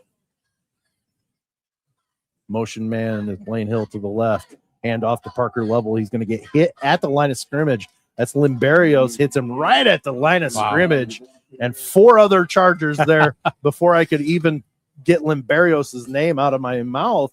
There were 4 other Chargers. No gain on that run for Parker Lovell. It kind of looks like Edison's bread and butter is not only in the middle on offense, but on defense as well. We've not really gotten any good runs up the middle. 40 seconds left here in the first quarter. 7-0 Pirates. They've got a 2nd and 10 from the 28-yard line. They come out. The trips bunch to the right off the line of and there's a pitch to the right for Lovell around the end. He gets to the 20 and rolls in to the Eikenberry Landscaping red zone. All right. First time we've been into the red zone this time. Colton Collins on the tackle there for the Chargers. 3rd and 2, and I do believe that'll probably be the last play of the first quarter. Should be. So we're going to go to the second quarter. 7-0 Pirates after 1 quarter of play. We'll be right back. You're listening to Bluffton Pirates football on the Lounge Sports Network, presented by Blanchard Valley Health System. Putnam County's premier archery pro shop is here. Buckeye handles bow and crossbow maintenance, custom strings, fletching, who doesn't need that, and all your firearm essentials. Call 419-646-3399 to see how they can help you. Buckeye Archery, serving all your outdoor needs.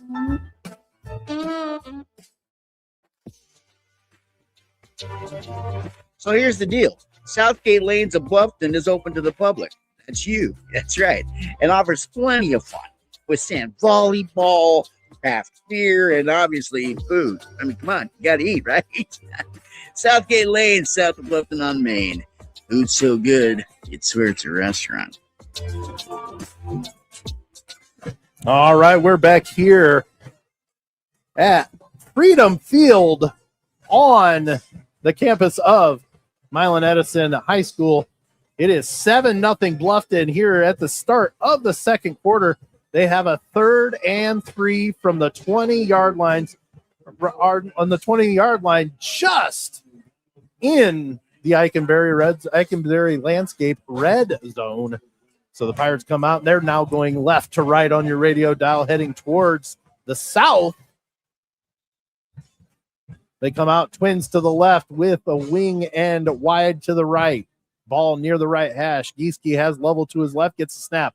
Fakes to him. He's going to go to the air. Over the middle. Wide open, but he let him just too much. Wow. Kyle Robinson had his hands on his helmet because he knew he blew the coverage. Right. But it just was a little bit out of Blaine's reach. Or it would have been 7 more or another touchdown right there. Yeah, absolutely. I just got to shout out to my mom and my sister because I know they're listening tonight. So, hey, Ma. Hey, sis. All right. Double tights. Hand off to Lovell up the middle. He's going to get to the 15, push forward, and to the 11. Max Limberrios on the tackle for the Chargers, but not until the first down. And Bluffton's ran it. That was a fourth down. Am I correct? Because I believe it was 3rd and 3 going into that. But anyway, it was. Hurry up and the handoff, same play off the left tackle, and Parker Lovell into the end zone for the touchdown. What a play. Untouched. And now there's holding up something. I'm not sure. The referee put on the near side here did like an official timeout. Hold on. Well, and meanwhile, I look over and the guy that Mason Shank was blocking was laying completely underneath Mason. And you'll see that a lot of times. It was a touchdown. Yes. That is an Angels Flooring touchdown. Angels Flooring serving Bluffton and surrounding communities since 2009. A little bit of confusion here on the 23 seconds into the second quarter, and Andy Broadman gets ready to add in the second extra point of the evening. There's the snap, the placement, the kick is up, and it is good. Very nice. So therefore, it is now Bluffton 14, Milan Edison nothing, and that is definitely needed after. And I'm not saying that anytime we don't score, it's oh my gosh, the next time we touch the ball. Yeah. But you get that 2-score lead, and you put that pressure Absolutely. on the other offense to have to do something with it. And now's the time, like we talked before. Now's when you start maybe seeing some turnovers, right? You know, when because they're going to maybe press a little because bit. you can't just run an 8-minute drive every time if you're down by 14. Right? Yeah, absolutely right. We can. You're just not going to catch back up. Well, exactly. Oh, goodness gracious. So 11:37 left in the second quarter. Bluffton up 14-0 on the Chargers. And the sun is getting deeper down into the sky. Yeah, and the Bluffton fans can't wait. They're so excited because by then it'll be heaven on earth because they are sitting square in the sun. Tonight we are in the press box, so we don't have the sun beating down on us, thankfully. Yeah, they're staring directly into the west. Oh, they now. certainly are. Andy Broadman ready to kick, setting up at the 40 to our left. Kyle Robinson, Silas Perez back deep for the Chargers. There's the Hot Head Burritos of Wapakoneta and Lima kickoff. Robinson takes it at the 11 across the 20-25, gets wrestled down. Zayden Morales at the 30-yard line. Zayden's having a nice game so far. Yes, sir. And they're actually going to give him the 31 on that return. So this is the best starting position that they've had. It's darn good starting position. Yeah. Anytime you can start the north or equal to the 30, north of that, you're in good shape. But Chargers hurry out to the line. Very short, just bunched all in one big conglomerate of everything. And that's going to be on us, I do believe. Brody Schnack, yep. Jumped across the line of scrimmage, and they're going to get him for 5 yards there. He got a little ambitious. He did. He did. Yeah, remember though, Brody's only a sophomore too, I believe. That's right. So he is only a sophomore. He is he is a starter though. Yeah, and what a nice job he's done. Absolutely. The kid has worked really hard all year to get in this position. So it's going to be 1st and 5 from the 36-yard line. Now they come out with double twins to each side out of the pistol. And it picked off! Oh, yes. Oh, what a play! Dylan Painter with the interception. Schnicker threw it right to him. Wow, what a nice play. Dylan Painter with an interception, and he returns it all the way back to the 9-yard line. So the Pirates will take over inside the Eikenberry Landscape red zone. And there's that. What did we just talk about? Forced turnovers. Yeah, it forces them into pressure.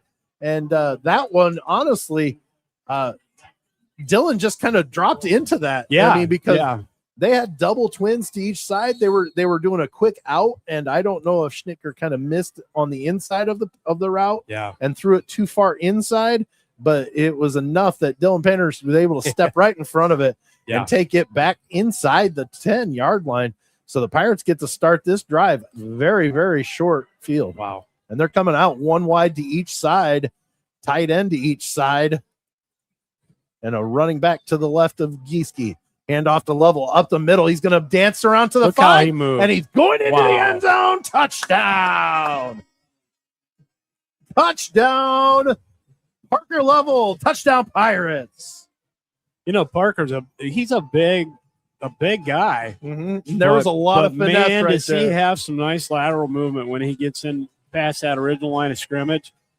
Yeah, very impressive run there. There was a lot of finesse right there, and the Pirates are now up 20-0 with that Angels flooring touchdown. Yeah. Andy Broadman ready for the extra point. There's a snap, the placement, the kick. It's up, and it's good. And the Pirates are up 21-0 with 11:15 remaining here in the second quarter. We're going to step away, take a quick break. You're listening to Bluffton Pirates football on the Lounge Sports Network and presented by Blanchard Valley Health System.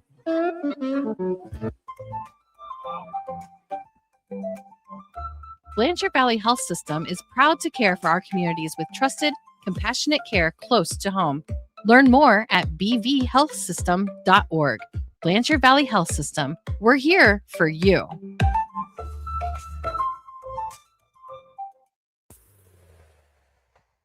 Like a good neighbor, State Farm agent Jason Cox can help you bundle your home and auto insurance today and save money with a State Farm personal price plan. Jason Cox State Farm. Go to jasonismyguy.com for more information.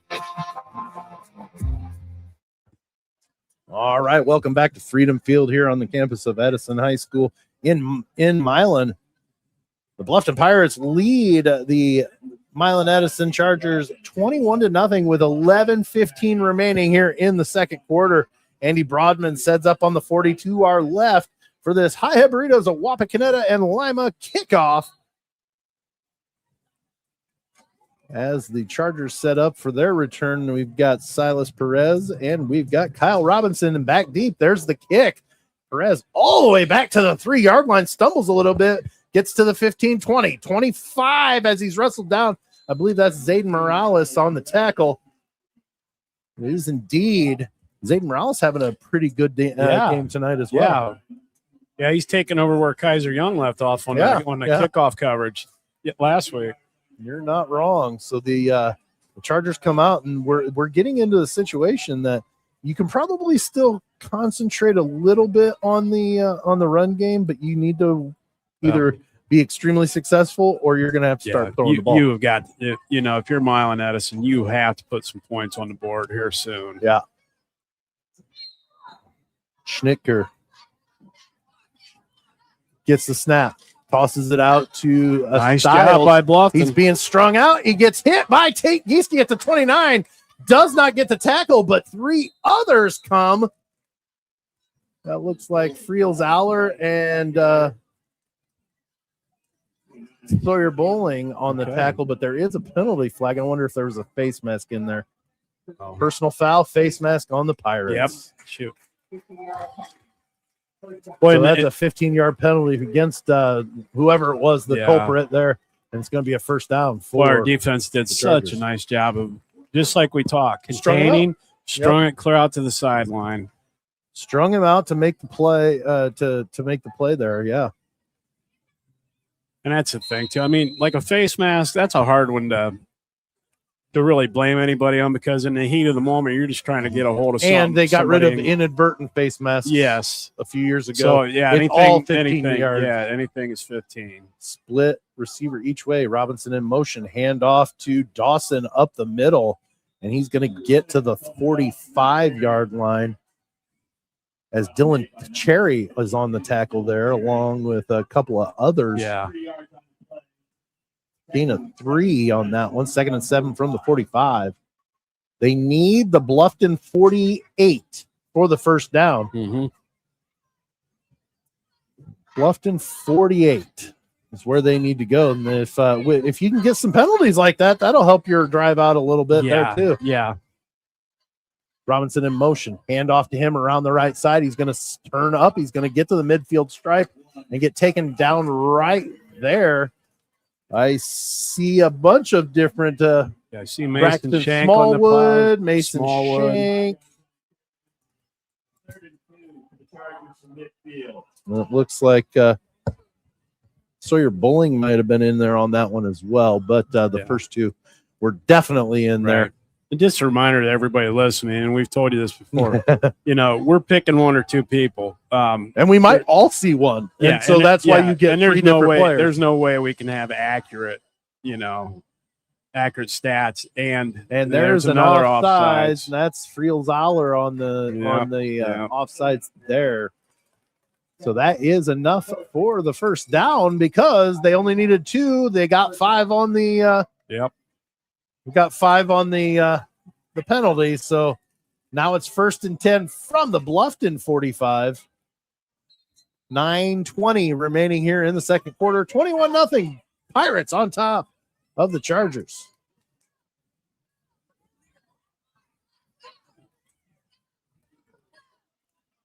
The whole field is now, except for a small corner in the northeast side, is in shadow. Schnicker drops. He's under pressure. He gets hit. And the ball falls harmlessly as... Was that Shank that got a piece of that? I believe so. Actually, it might have been Zayden Morales. Okay.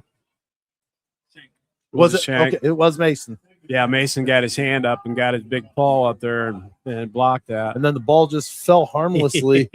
Silas Perez was the intended receiver. Right. He was wide open, but when Schnicker came forward, he got hit as he was throwing, as his arm was going forward, and it kind of just fluttered. And that's one of the more hopeless, helpless. Yeah, there's nothing you can do there. but sit and watch. Yeah, absolutely.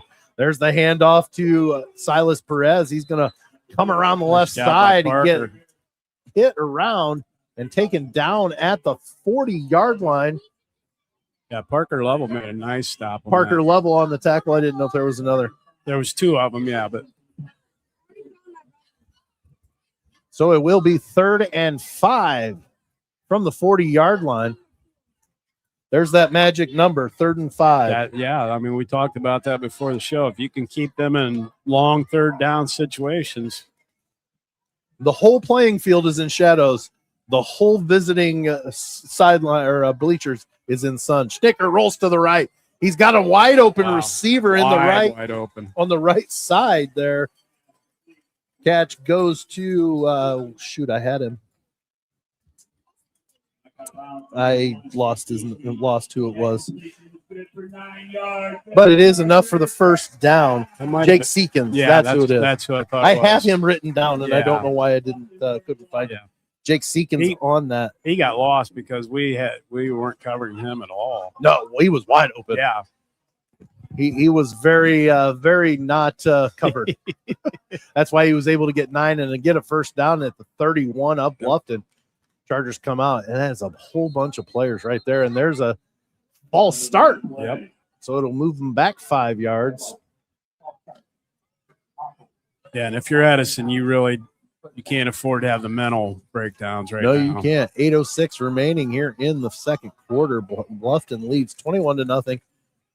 Milan Edison driving, but now they have to deal with a 1st and 15 from the 36-yard line.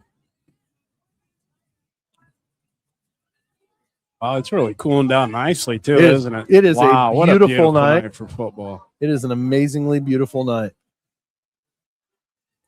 Here come the Chargers, wide out, twins to the left, and we'll call it trips to the left. There's a snap. Schnicker moves to the left. He kicks it out into the flats. It is caught. Fumble!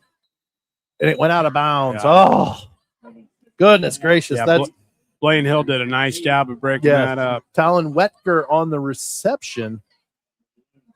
Blaine Hill on the tackle. And the ball went and squirted right out of bounds. I mean, they were close enough to the sideline that it squirted right out of bounds. Yeah. They did get 7 yards on that, so it will be 2nd and 8. A little bit more palatable than that 1st and 15. Yeah, well, and he was wide open once again in that little short, little flat pass. And here they come. One wide out. Robinson in motion. Handoff. Fake handoff. Option. Ball's on the ground, and it gets scooped up and taken out of bounds. So they're Leighton Miller, Parker Lovell, Zayden Morales, as Silas Perez could not handle the pitch from Schnitker. And it goes almost out of bounds. As he scoops it up, he ran out. He kind of slid out of bounds. Yeah. So now they're right back where they were. So now they're right. Yes, they're right back to 3rd and 16 now, I guess. No, it's 3rd and 15. Yeah. Scoreboard's got it wrong. 3rd and 15. So they gained 7 and lost 7 on back-to-back plays. Well, they have 2 plays to make it up. I mean, Trips to the right. You know they're going for it. Snicker rolls to the right. He's under pressure. He's going to have to throw it. He throws it on the run and out of bounds. That's to take Gieske out of bounds. Mason Shank was step for step. He was 3 steps behind. Right. But he was step for step with him. He was not. If Snicker slowed down, Shank was eating his lunch for him. Right. And you know, Shank is a big kid. Yes. There's nothing slow about him. I mean, for his especially size. Once you get him going. Right. So it will be 4th and 15. And this is a tough situation to be in. Because you got to get 15 yards in one play. Right. How many plays do you have that are designed for 15 yards? Right. I mean, don't get me wrong. We've got all of them. But yeah, true. But in reality, you know, you're sitting here thinking, oh, hopefully we get X amount. They're coming out, twins to both sides. Snicker drops. Oh, boy. Oh, and he gets hammered by Dylan Painter. And the ball falls harmlessly to the ground. And the Pirates force the turnover on downs. They will take over. Shoot. You talk about from the getting 36. shellacked. Yeah, he got hit hard. My. He got hit hard, and the Pirates take the ball back.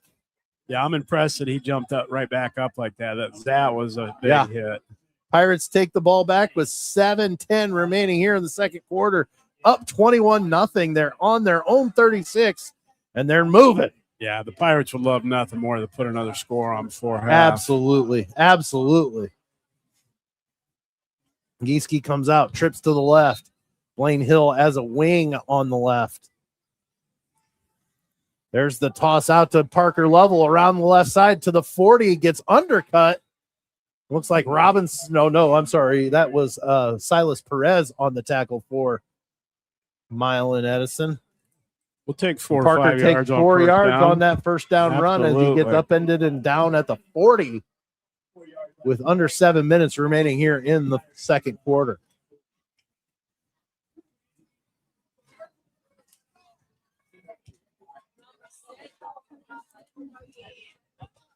Trips bunch to the right, just off the line. Pitch out to Lovell. He's around the right side. He's found a seam. He gets to the 50.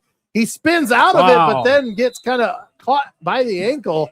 Kyle Robinson on the tackle. Robinson did a nice job on the tackle there. Yeah, he didn't let go. That was the big thing. As Lovell tried to spin out of it, he held on to the heel and was able to upend him right there at the midfield stripe. First down, another Buckeye archery.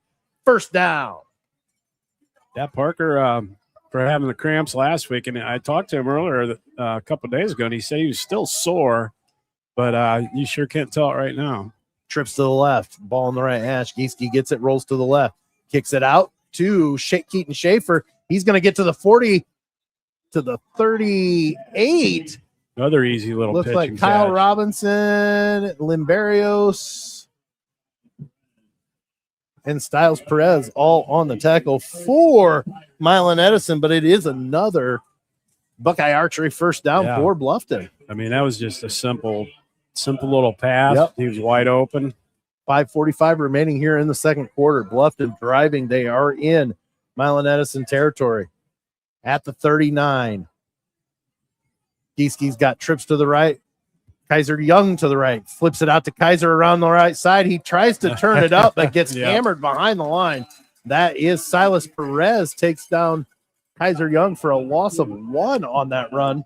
Yeah, I think Kaiser maybe should have kept trying to use his speed and get to the outside there.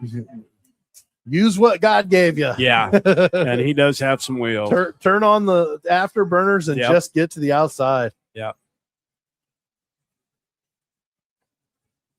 Pirates have 2nd and 11. I'm sorry, 2nd and 12. That gave them a loss of 2 to the 41. 4:55 remaining here in the second quarter. 21-0 Pirates. They come out. Twins to the left. Single wide to the right with a wing to the right as well. Lovell to the left of Gieske. Gieske drops. He's looking. He's under a little bit of pressure. Moves out to the left. Throws on the run. He's got Sprunger. Ethan Sprunger with the catch. Yes. Inside What a nice catch. the Eikenberry red zone. Wow. He is to the 14-yard line, and what a nice placement by the Gieske, and then nice job getting the feet down to where it's complete. Absolutely. Because that was an easy position to where you could easily have not paid attention to what you're doing and ran right out of bounds, and it's an incomplete pass. We had Big great play. Had great protection that time too, because Tate thought about tucking it up, but there was nobody getting to him, so he had that time to get that pass off. Wide to each side, hand off to Level up the middle. He's going to go dance around. He gets to the 10, inside the 10. Wow. Still going, and he gets taken down at about the 6-yard line, and I think Mason Schenk may have just gotten a personal foul. Colton Collins on the tackle, but I think that it was 7-yard line, but I think that's going to be I think it probably will be a personal foul on Mason Schenk. Yeah. Lovell was going already down, and then all of a sudden you see Mason Schenk and his guy going over the pile of Parker Lovell and Collins, and as soon as they hit the ground, you saw the flag come out. And I'm like, it's kind of hard to get on a kid for being overzealous, but yeah. But you can't argue that it was. No. And Mason had one last week too, but he's just such an aggressive player. So it will be 2nd and 16 from the 22. We're now outside the Eikenberry red zone. Yeah, we are. We can re-enter it here. Pirates. Gieske gets it, rolls to right. He's looking. He's trying to find somebody. He fakes the throw, tucks it up, and he runs up the way and gets into the end zone. Wow. Are they giving it to him? Touchdown. Yes, they did. Wow. Touchdown, Pirates. 22-yard run for Tate Gieske. And what bought him that that big part of that run was him right at the line of scrimmage, faking that he was going to throw it. And it made the defender, the Charger defender, leave his feet. He jumped after the pass, and Tate tucked it up and ran it and got met right at about the 1.5 yard line and was able to push his way into the end zone for that Angels flooring touchdown. Andy Broadman for the extra point. Should be a free play there. Should be. Well, and the kicker is they should allow that kick to go, but they're going to stop it. Yep, they're going to stop it and call encroachment and move it half the distance where he just kicked it through. We're just going to kick it again. Maybe. The offense isn't coming on the field. I mean, it'd be a good time to work on your. I don't disagree, but at the same time, you should give the kicking team the option. I don't understand that. That must be a new rule this year, because I don't remember them ever stopping the play unless it was unevaded. In high school, as soon as the defense jumps offside, as soon as they jump offside, it's a dead ball. Well, when it comes to a point after, unless, like you said, it's unevaded, they should let them finish. Absolutely. Because they declined it, and they're going to kick the extra point again. Right. The same play, they're just going to kick if your kicker misses the second attempt, then that's really not. There's the placement. The kick is up, and it's much shorter than it was the last time. It's a mute point, though. I think he was just making sure he got it through. You're not incorrect. But at the same time, if he misses that, then I'm upset as a head coach, especially if it's a 1-point game or one-score game. You're basically penalizing your extra point team for the defense jumping off. So 4:10 left to play here in the second quarter. Bluffton leads 28-0. 28-0 here. And Edison needs to get something going. They will have the ball coming out of the halftime break. And they're going to have to do something, because if Bluffton scores again, we're looking at a running clock already. So they're going to have to do something offensively here. And then keep keep Bluffton out of the end zone one more time. Yeah. And maybe even strike for a second. Right. Yeah. All in 4 minutes and 10 seconds. Yes. Easier said than done, ladies and gentlemen. Absolutely. Andy Brodman sets up on the 40. 2 hour left for this Hot Head Burritos of Wapakoneta and Lima kickoff. Kyle Robinson, Silas Perez back deep for the Chargers. Brodman approaches, kicks it deep. It's going to go back to Robinson at the 10-yard line across the 15-20. Gets a big block, and he gets across the 30 to the 35. Kaiser Young on the tackle, but I do believe Styles Perez is going to get hit with a block in the back penalty. Yeah, he made right very at well. the 20-yard line. That was the big block I saw. Yeah. Oh, an illegal blindside block. So it's not even a block in the back. It's an illegal blindside block, which is a personal foul. Right. 10-yard penalty. Well, it's half distance to the penalty because it was at the 20. So it'll take Milan Edison back to the 10-yard line. Yeah. So a somewhat decent return ends up, all for naught. And ends up at the 10. Yeah. Yeah, he got out past the 30 to like the 31 or 32-yard line. That's what I mean. And now they're back at the 10. And that's a difficult one. It's because you don't want to get angry at your guy for blocking, but you've got to pay attention to where they're at.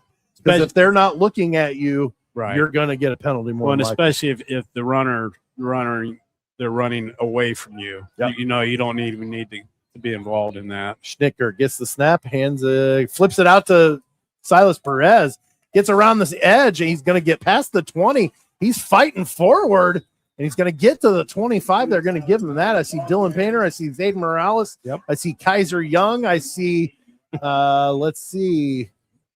I think, I don't know who else was in there. Yeah, Leighton Miller. Thank you. But it is enough for a first down. Right. And see, that's another thing that kind of gets me is, you know what? Yeah, it was a 10-yard penalty, but don't make it 1st and 10 from the 10. Make it 1st and 20 from the 10. Yeah. Because the penalty came at the 20-yard line. I don't know. Well, it's not the end of the world. But it was on a kickoff. Handoff straight up the middle. Right, but I'm saying wherever it goes, that was Limberios. Yeah, it looks like Jager Crofts maybe was on the bottom of that one. Jager Crofts is on. Friel Aller on the tackle as well. Or no, I'm sorry. Ben Lovett. Not Braylon. I'm just saying, since the penalty occurred at the 20, make that the line of scrimmage, and then all of a sudden there's also a 10-yard penalty. So it'd be 1st and 20 from the 10. Hand off around the end. I believe that was Silas Perez around the edge. Braylon Friel Aller on the tackle. But not until Perez got the first down at the 38-yard line. And we're approaching 2 minutes and a half left until halftime.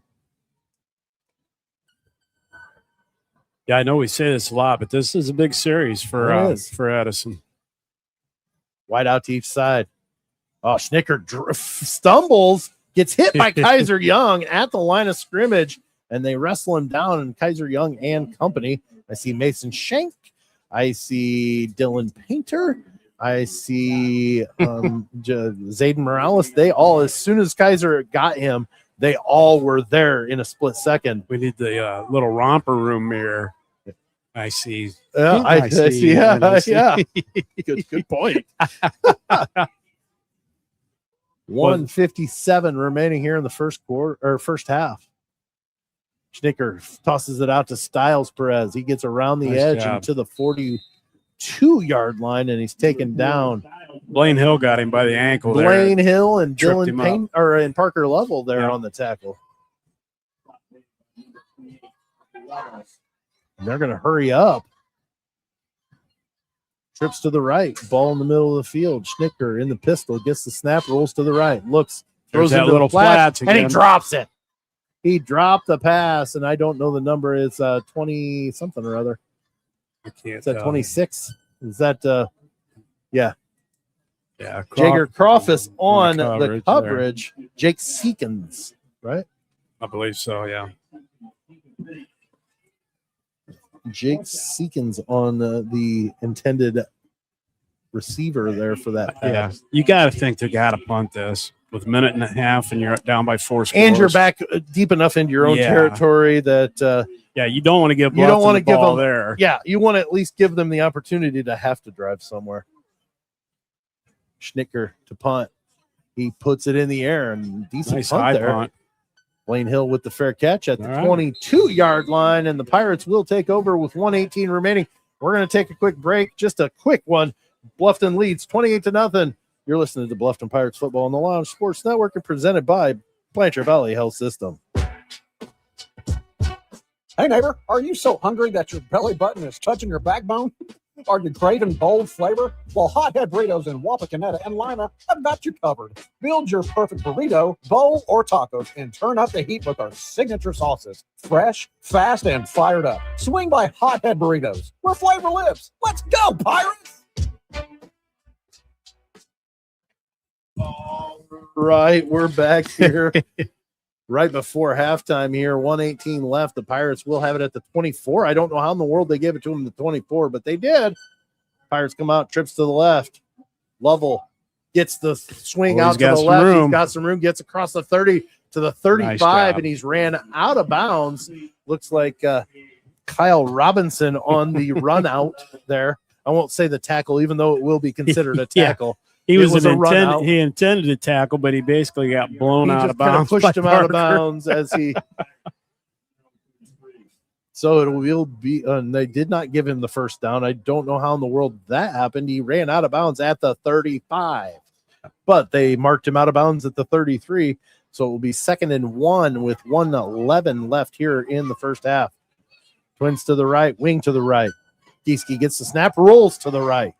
He's looking. He's got a big avenue and a big block by Adrian Sprunger. And there was no flag. There shouldn't have been one because Limberios was right there face to face with him. Yep. And the coaches on the sideline for Milan Edison are not happy whatsoever.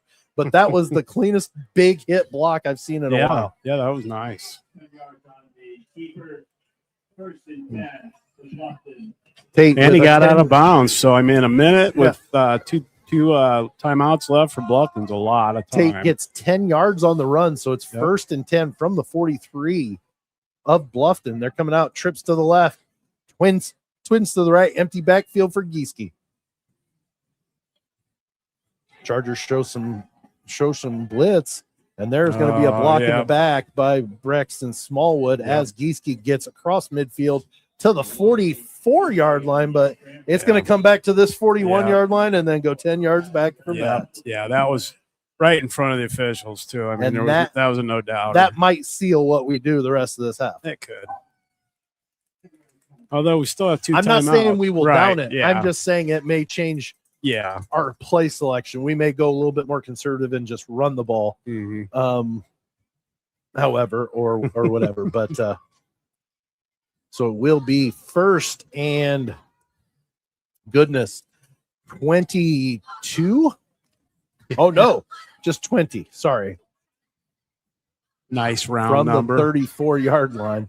50 seconds left here in the second quarter.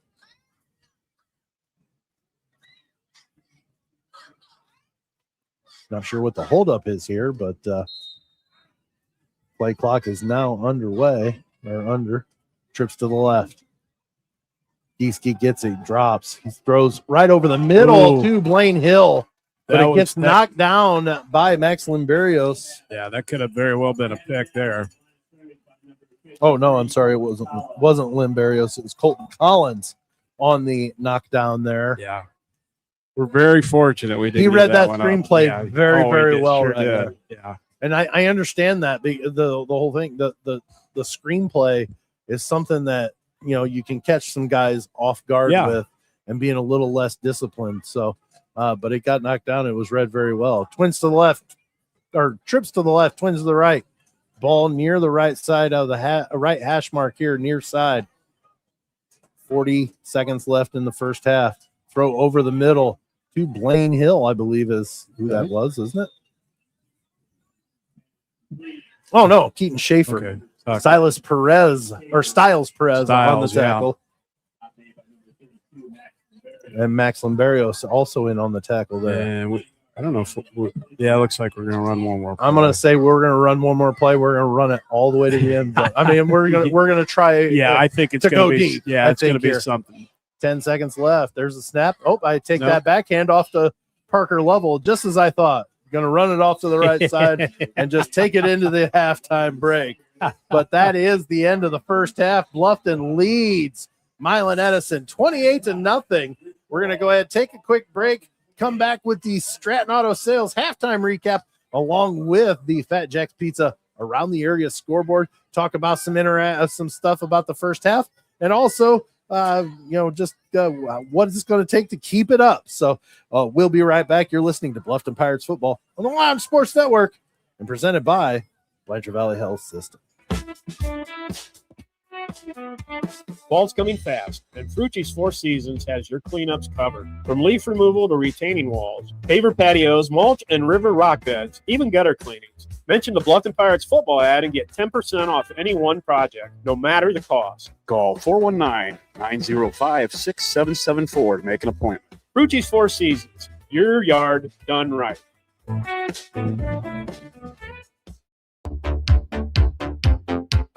2026 marks 35 years of Grove System Manufacturing in Bluffton, Ohio. They are now hiring for their 2027 apprenticeship class. You'll attend Road State for 2 days and train at Grove for 3 days during the week. The program covers tuition and pays you for 40 hours. Go to joingrove.com/apprentice for more information. Pirates look good on the gridiron, and Eikenberry Landscape keeps Bluffton looking good off the field.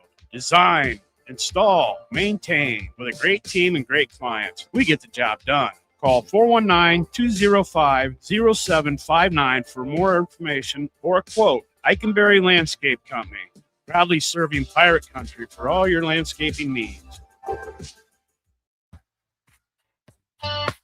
Insight Innovations is your premier interior design destination right here in Bluffton, Ohio. From new home construction projects to kitchen and bathroom renovations, Brook Place provides the expertise to realize your vision. Stop by the studio on Main Street to book your consultation today. Insight Innovations, where your style comes home. Pirates look good on the gridiron, and Eikenberry Landscape keeps Bluffton looking good off the field. Design, install, maintain. With a great team and great clients, we get the job done. Call 419-205-0759 for more information or a quote. Eikenberry Landscape Company, proudly serving pirate country for all your landscaping needs. Riley Creek Sportswear in Bluffton provides embroidery, screen printing, letter jackets, and more for any size group. Call 567-204-8621 for more information or a quote. Riley Creek Sportswear, your small-town, family-owned sportswear connection. All right, we're back here at Freedom Field on the campus of Milan Edison High School.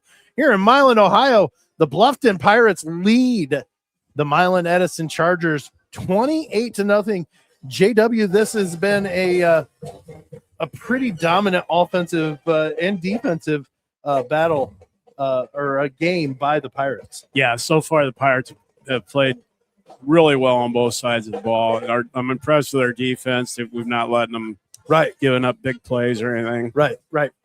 It's definitely been Tate Gieske having a good first half. Yeah, not a great but good first half. Yeah, absolutely. He had 112 passing yards, which is pretty darn good. Yeah. But then you have 57 rushing yards. Right. But Parker Lovell 76 rushing yards and 55 receiving yards. Right. That's just an overall really strong half when it comes, and that's not even talking about the touchdowns. He's got 3 touchdowns in the first half. One, a 37-yard pass from Tate Gieske to open the scoring, but then also 2 rushing touchdowns, a 12-yard and a 9-yard run in the second quarter, really close to one another after Bluffton was able to get a 14-0 lead. They jumped out to a 21-0 lead rather quickly after that. Subsequently, after Dylan Painter interception and run back to the inside the red zone, the Eikenberry red zone. So it was a great first half. It looks here when it comes to receiving, we said that Parker Level has 55 receiving yards. Yes. I'm seeing 43 yards for Ethan Sprunger, and then Keaton Schaefer with 20 receiving yards. So a pretty good first half all around for the receivers for the Pirates there. JW. Yeah, they spread the wealth a little, didn't they? Yeah, absolutely. So a pretty good first half. Not a lot of stats, I can tell you that. We had a couple of good sustained drives, but for the most part, we had smaller, shorter drives. Yes, because of the defense forcing turnovers or a couple of turnovers on downs. Right. That got the Pirates a little bit shorter of a field to play on.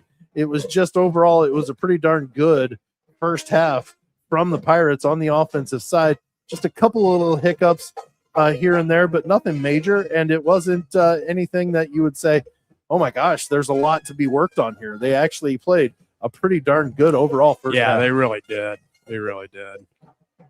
All right. Looking, I was trying to pull up my around the area scoreboard. What, JW, while I'm doing that, why don't you go ahead and give us I've got it right here. Go ahead and pull up give us the defensive rundown for the Pirates here in the first half. Well, as normal, we had several people with tackles. We had 13 guys with tackles. Really, Zayden Morales has been on fire tonight. He's got 5 tackles. Dylan Painter has 3 with an interception. Leighton Miller's been in there a lot. Kaiser Young's been in there a lot. Mason Shank's having a good night. So, once again, no real true standouts on defense, but just well played as a team. And great job keeping the place, stretching them out to the outside, just like we had talked in before. Yeah, we saw that multiple times. Yeah, and that's what really was one of the keys to the first half. Absolutely. Sorry, I was looking at the Around the Area scoreboard brought to you by Fat Jack's Pizza. Let's take a look at that. Wapakoneta leads Salina 6-0 at the half. A pretty low scoring game there. Right. Tenora leads Otsego 14-13 at the half. And I go through some of the, I guess Tenora is not in our division anymore. Right. I guess I don't need to really mention that. But Anna leads Fort Loramie 12-7 at the half. Pretty close game there as on that. St. Mary's leads Bath 14-7. I don't know why it has the Bluffton game as a 21-0 game. I don't know either. But it is indeed 28-0. But Columbus Grove leads Liberty Benton 21-13 at the halftime break. Ottawa Glandorf up on Defiance 42-7. Yeah, evidently last week was no fluke for Ottawa. I guess not. They put up a ton of points on Liberty Benton, and now they're putting a hurt into Defiance. Wayne Trace kind of laying it to Spencerville. It is 42-0 in the second quarter. Minster leads Crestview. The Knights down 24-0 to the Wildcats. Lipsick leads Macomb 12-0. Finley leads Lima Senior 24-0. New Bremen leads Covington 34-0 here in the second quarter. Kenton trails Shawnee 17-0. Van Wert leads Elida 21-7. Arlington trails Van Buren.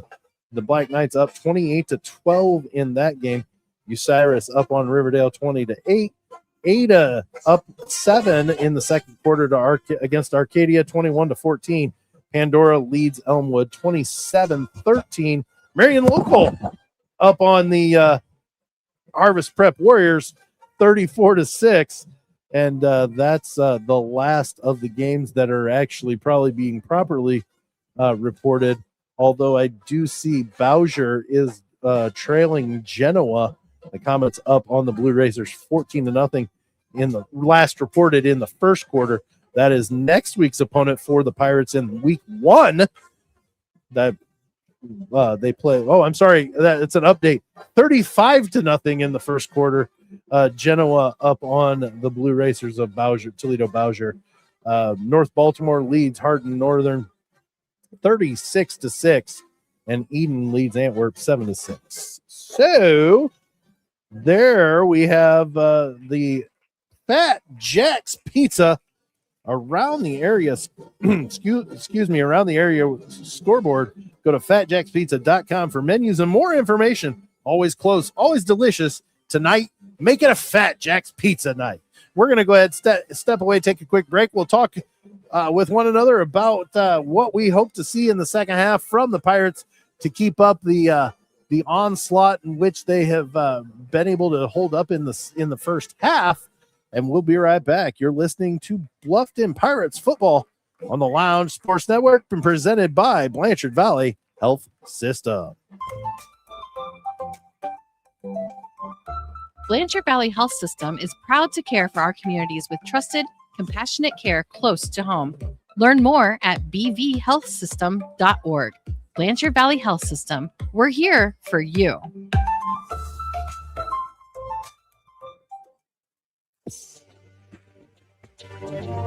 So here's the deal. Southgate Lanes of Bluffton is open to the public. That's you. That's right. And offers plenty of fun with sand volleyball, craft beer, and obviously food. I mean, come on, you got to eat, right? Southgate Lane, south of Bluffton on Main. Food's so good, you'd swear it's a restaurant.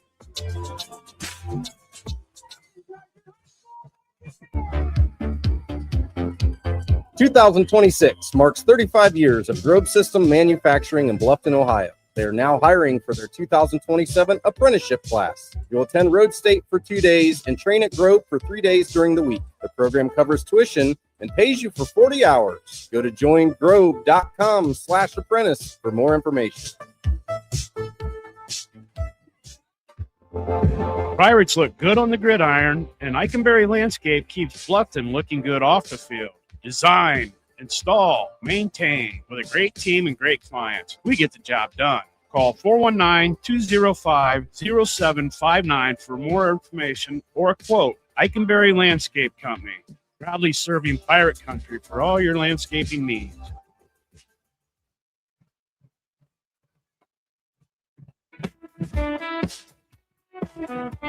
Fall's coming fast, and Frucci's Four Seasons has your cleanups covered. From leaf removal to retaining walls, paver patios, mulch and river rock beds, even gutter cleanings. Mention the Bluffton Pirates football ad and get 10% off any one project, no matter the cost. Call 419-905-6774 to make an appointment. Frucci's Four Seasons, your yard done right.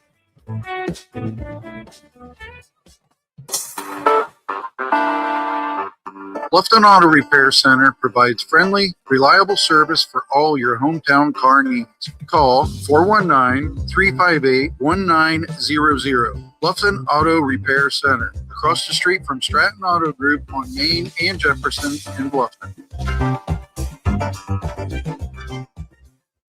All right, we're back here at Freedom Field. Here at the half, Bluffton leads the Milan Edison Chargers 28-0. JW, we have about 8 minutes and a half until they might add 3 minutes. Last week they didn't add 3 minutes on at the break, but I'm just going to assume that we've got about 11 more minutes until we get under some football some more. And that's all we can go by his past experience. Yeah, that's right. Exceptions to the rule happen, so occasionally you won't get that extra 3 minutes, but I'm pretty positive we're going to see 3 more minutes added. Edison will get the ball to start the second half. Remember, they won the toss, right, and they deferred to the second half. As much as you'd like to, and for different reasons, last week, Ben Logan's first drive was very important. Yes, for Bluffton because they needed to get a stop. They weren't able to, but in the end, it played out to where the Pirates were able to. Come through and win that ball game and kind of extend it, even though they gave up a touchdown. This is a very important drive this time for Edison because you know what? They can't afford to fall down by any more because then we get a running clock, right? And the end of the night comes a lot sooner. Yeah. Even something as small as a field goal for Bluffton right now at this point would put us over that 30-point limit. Yeah, absolutely. And it's something to look at. you don't want to put that pressure on them necessarily. But look, guys, we need to put together a drive. The drive, something we haven't done all night, is put together an extended drive and score some points. We've got to put some points on the scoreboard, because if not, we will be in some trouble if we don't. Oh yeah, I agree. So it's definitely one of those games to where we another very, very important first drive, and it's not the Pirates that have the ball that need to have something important happen on that drive. Yeah. Not gonna lie, I mean, this is a long drive over here, so the running clock would not upset me by any means. But yeah, we're gonna get home tonight sometime anyways. So. Yeah, we'll get home eventually. Yeah, eventually. But, eventually we'll be there, JW. Yeah. But I really think of Bluffton just keeps playing the defense the way it have been, and just stay alert and keep their positions. I really think this could really turn into a big game for them if Milan can't come out and score right away. Right. And it's still an uphill battle if they do come even out if they do, score. Yeah. But it becomes a lot more difficult if they have to punt the ball away or if they turn the ball over. Oh, yeah. And the Pirates are able to go down and put points on the board. They go down because and then it becomes trouble. Yeah, they go down and put another 7 on the board. And, that could be a big trouble. Right. Well, I think I think what we'll see is we will probably have a lot more running into the game from us when we have the ball. I think we'll probably run with Kieske and Parker a little bit just to try to kind of eat some clock up. Sure. Don't get me wrong. We want to put points on the board. That's our style.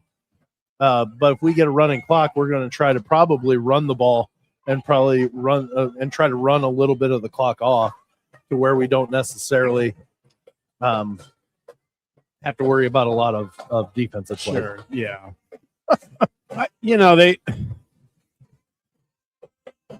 I guess it's just not a typical Bluffton offense to play a slow, controlled.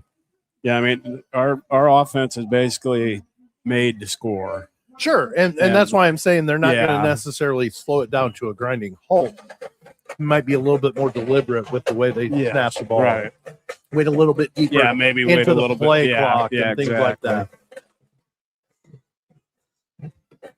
But as you can hear, the Milan Edison marching band is putting on a good show. They do get into it there, JW. They get a dancing and everything in there, and they've got 3 football players out there playing in the band. And that's something. Not something that you see a lot.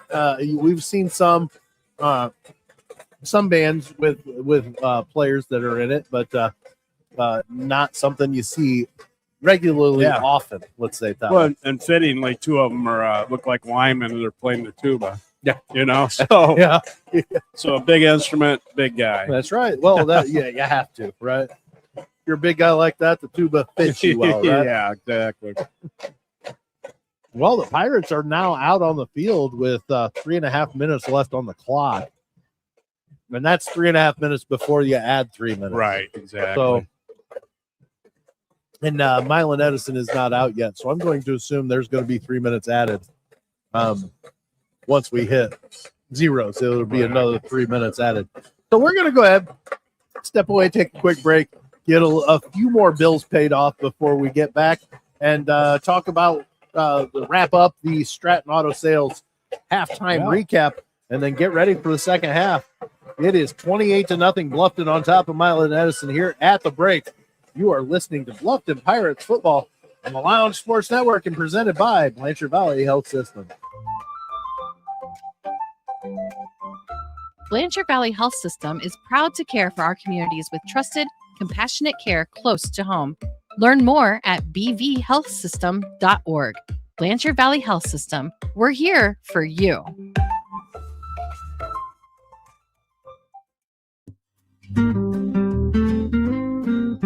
Kira's Flipside Grill on Main Street in Bluffton offers you a made-in menu live weekly music, specialty drinks, plus kids' meals too. Curious Flipside Grill, exceptional food, hip atmosphere, and a unique dining experience.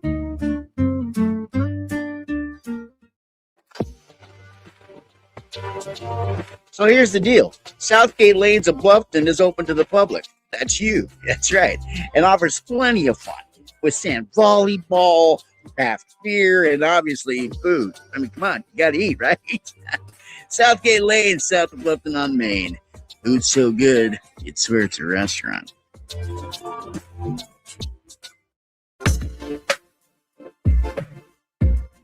This timeout is brought to you by SRK Ohio.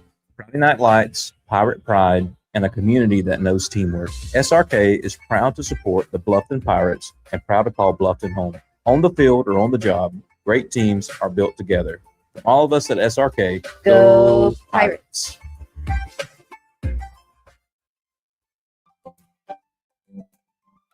Blanchard Valley Health System is proud to care for our communities with trusted, compassionate care close to home. Learn more at bvhealthsystem.org. Blanchard Valley Health System. We're here for you.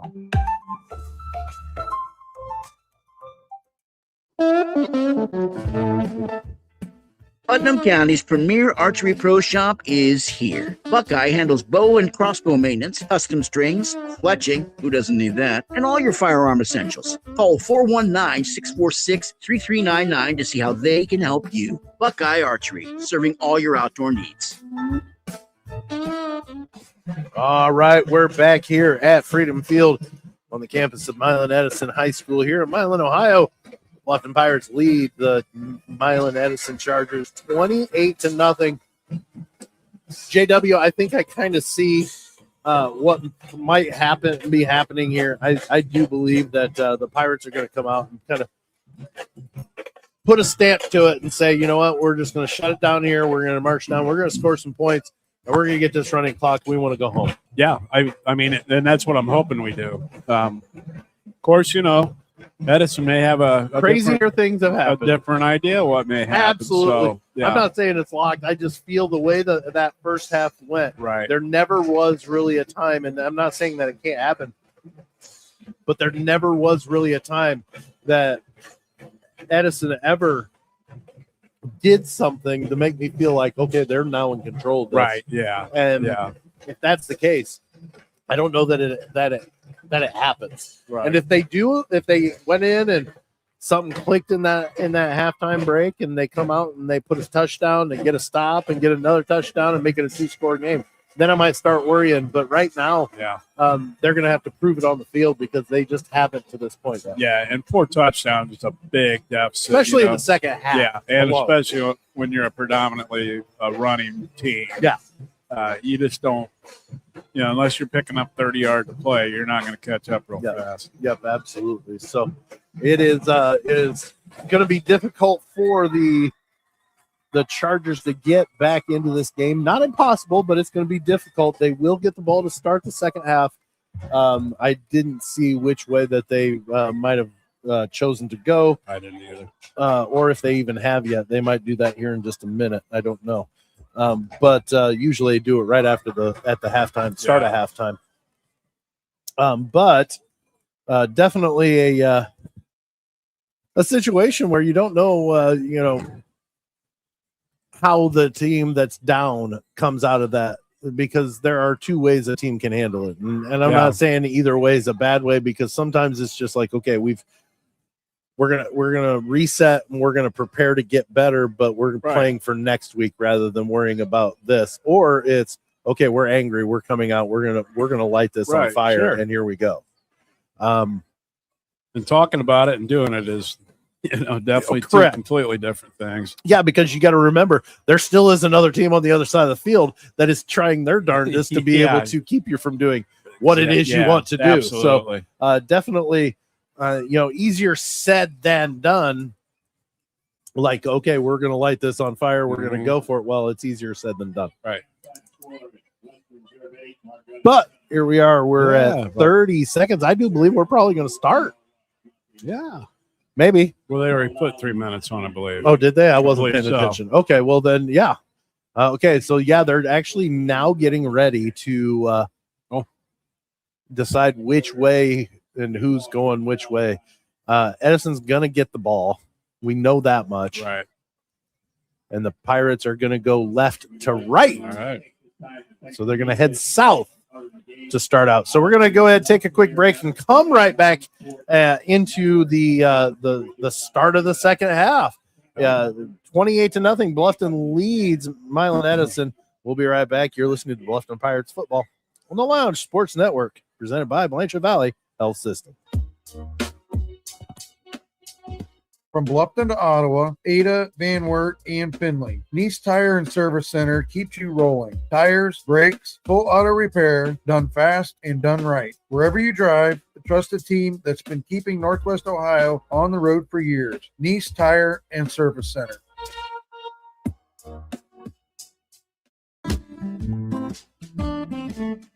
Riley Creek Sportswear in Bluffton provides embroidery, screen printing, letter jackets, and more for any size group. Call 567-204-8621 for more information or a quote. Riley Creek Sportswear, your small-town, family-owned sportswear connection.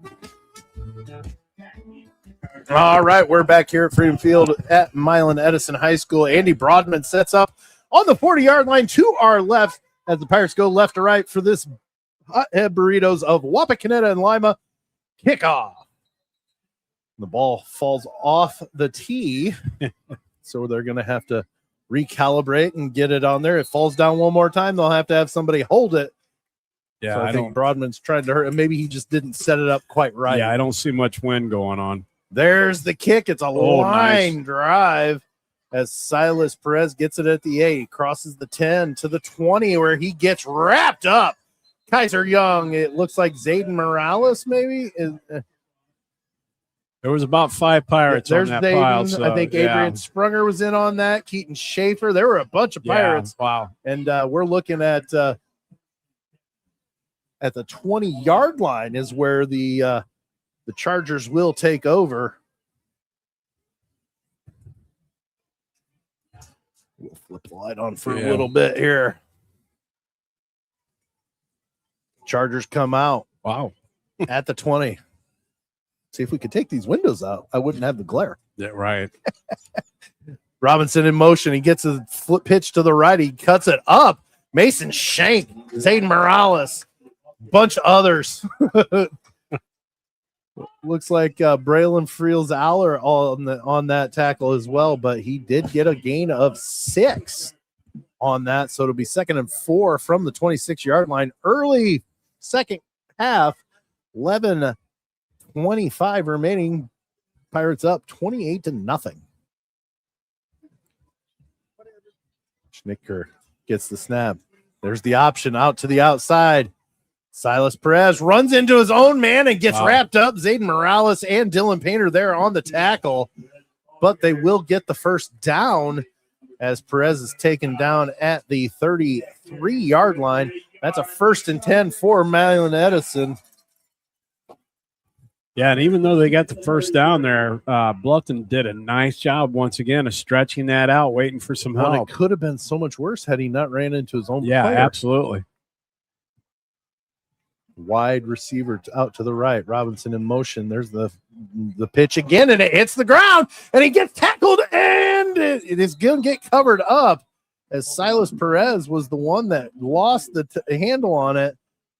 And I think it was Dylan Painter that came in and popped. Yeah, it sure was. Perez to try to make the ball come loose even more because it was still kind of a fight for it.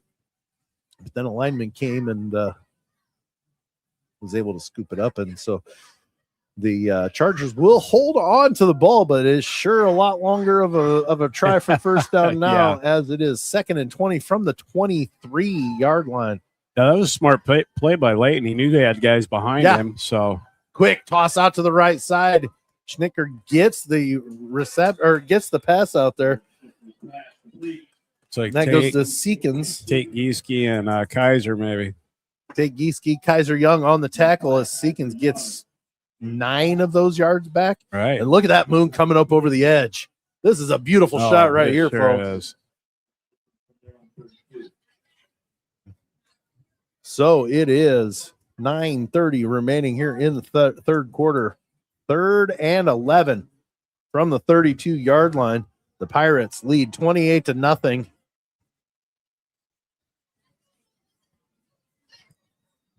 Motion man. There's the pass. Snicker under pressure, throws it up in the air. He does get it completed, but no. Well short of the first down as Robinson catches the ball. But that's going to make it third. That's going to make it third and 4. Yeah, Jager Croft is on the tackle. It is 4th and 4. Well, that is an absolutely beautiful full orange moon coming up over the top of the trees. I do believe they call that a blood moon. Yes, that's gorgeous. And it's just coming up over the top of the trees, and it is just an awesome shot with some football going on in the background. Schnicker back to punt. He's going to get an end over end kind of low line drive. Dick Gieske from the 24 gets to the 30, runs out of bounds at the 32. Good position. Good field position is Talon Wetker or Wetcher. I don't know how you want to call it. Wcechter. Wechter? I would say Lecter. Wechter. W, not L. Kind of funny that moon's almost the same exact color as Edison's orange. Yeah, it does. Maybe they got something going on over there. Uh-oh. If they start scoring, we need to worry. They take over. 8:59 remaining here. Pirates come out of their sideline huddle for their first play of the second half. Yeah, one wide out to each side, ball on the right hash. Double tight ends. Lovell to the left of Gieske. Gets the snap, hands off the Lovell. He tries to go around the right side, and he slips and falls. He's going to get about 1.5 yards. Yeah. And I'm going to say the Turf Monster gets the tackle on that one. Yeah, Tony Turf on the tackle. So it will be 2nd and 9 is what we'll call it from the 34. 8:35 remaining. Bluffton gets the score here. We're going to be under a running clock. Yeah, and that may just cripple Edison. Well, I think the more time that rolls off this clock before they can score hurts them anyways. Absolutely. Quick outside to the flats by Gieske, gets it to Leighton Miller, and he's pulled out of bounds by Robinson and Wecker at the 40-yard line.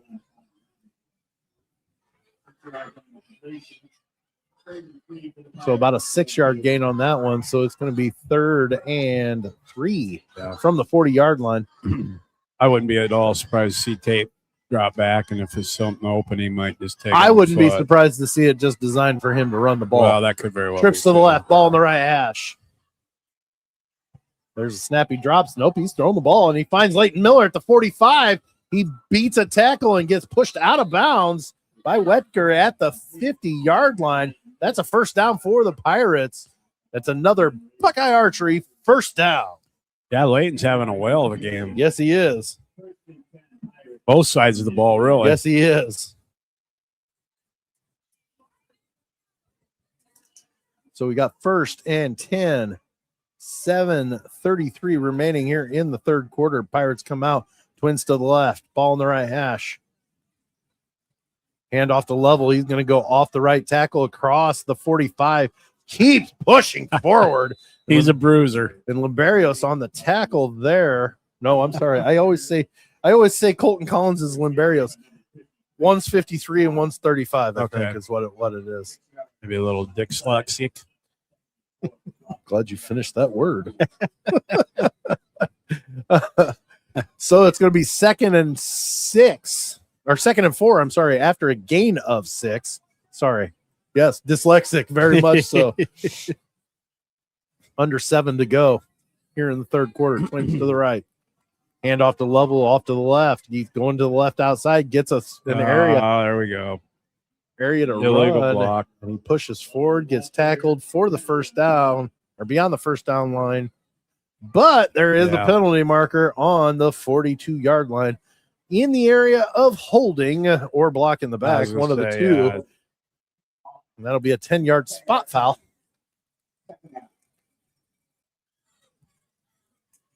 I don't know where this referee's walking that ball to go. Why are you marking it there? Well, here's the thing. He walked it off from the 43. The marker was in between the 42 and the 41. Yeah. You go from the marker, not where you think it should be. Come on. Kill him. Well, it is second down and 13 from the Pirates' 47-yard line. Trips to the left, twins to the right. Ball on the right hash. Gieske by himself in the backfield. He drops, going to the flats, and cannot come down with it. Ethan Sprunger jumps up and tipped it in the air, so that was kind of a dangerous play. But at least he tipped it out of bounds. Yeah, he tipped it away from where it was going to be, where the Charger defenders were. But it's still very dangerous because you never know what's exactly behind you. But it will be 3rd and 13 from the 47-yard line as the Pirates come out. One of the few times the Bluffton's had a long third. It's one of the few times the Bluffton's had a third down. Well, that too, but we're sitting at 3rd and 13. And the Pirates are going to have to call a Sumirico timeout. We're going to go ahead and take that timeout with them. 6:25 remaining here in the third quarter. Bluffton leads 28-0. 3rd and 13. When we come back, you're listening to Bluffton Pirates football on the Lounge Sports Network, presented by Blanchard Valley Health System.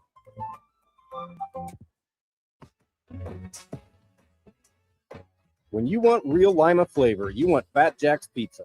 Hot, cheesy, square cut perfection, loaded just the way you like it. 3 Lima locations on West Street, Finley Road, and Spencerville Road to serve you. Go to fatjackspizza.com for menus and more information. Always close, always delicious. Tonight, make it a Fat Jack's night. All right, we're back here. The quick timeout there. Right. A quick Sumirico timeout. All timeouts official and team this season brought to you by Sumirico, Ohio. Gieske in the pistol drops. He's going to the far sideline. Blaine Hill catches it. He's at the 40-yard line. He's got to get a little bit more. He breaks the tackle. Get to the 35-30 and is finally pulled out of bounds by Cohen Dawson. Wow, what a nifty little move. Gracious. That was some movement to get that first down as Blaine Hill fights for a good 9 more yards than he needed right at the line to gain, and gets another Buckeye Archery first down. Yeah, pound for pound, maybe one of the most aggressive kids on the team. I tell you what, my comparison to him and Wayne Corbett, I totally believe is accurate, because Wayne Corbett was a nasty receiver. Yep. And there Parker Lovell bounces it out and twice loses his footing yet again. As Talon Wechter makes the tackle. I call that a tackle, but it was, like you said, Tony Turf actually probably got that tackle. Right. But Wechter was the closest one. You just wonder if maybe the Turfs get a little, maybe there's a little dewy, moisture or something, because Parker's normally very sure-footed. I'm trying to make sharp cuts, and right. with it being maybe a little dewy, it could be. We'll take 2nd and 2. Pirates come out 2nd and 2 from the 23-yard line as they try to get to the running clock. That's what they're aiming for right now. Fake the level. Gieske looks. He's under pressure, and he gets sacked. Yeah, he had absolutely nowhere to go. Nowhere to go. The coverage was good. Yep. Dylan Smith on the sack for the Chargers, and there is another timeout. What are we doing here? Is this official or a team? Timeout. It is a team timeout by Bluffton. We'll go ahead and take that timeout with them. Yeah. 5:07 remaining here in the third. 28-0 Bluffton. You're listening to Bluffton Pirates injury football timeout now, they're saying. On the Lounge Sports Network, presented by Blanchard Valley Health System. Blanchard Valley Health System is proud to care for our communities with trusted, compassionate care close to home. Learn more at bvhealthsystem.org. Blanchard Valley Health System. We're here for you.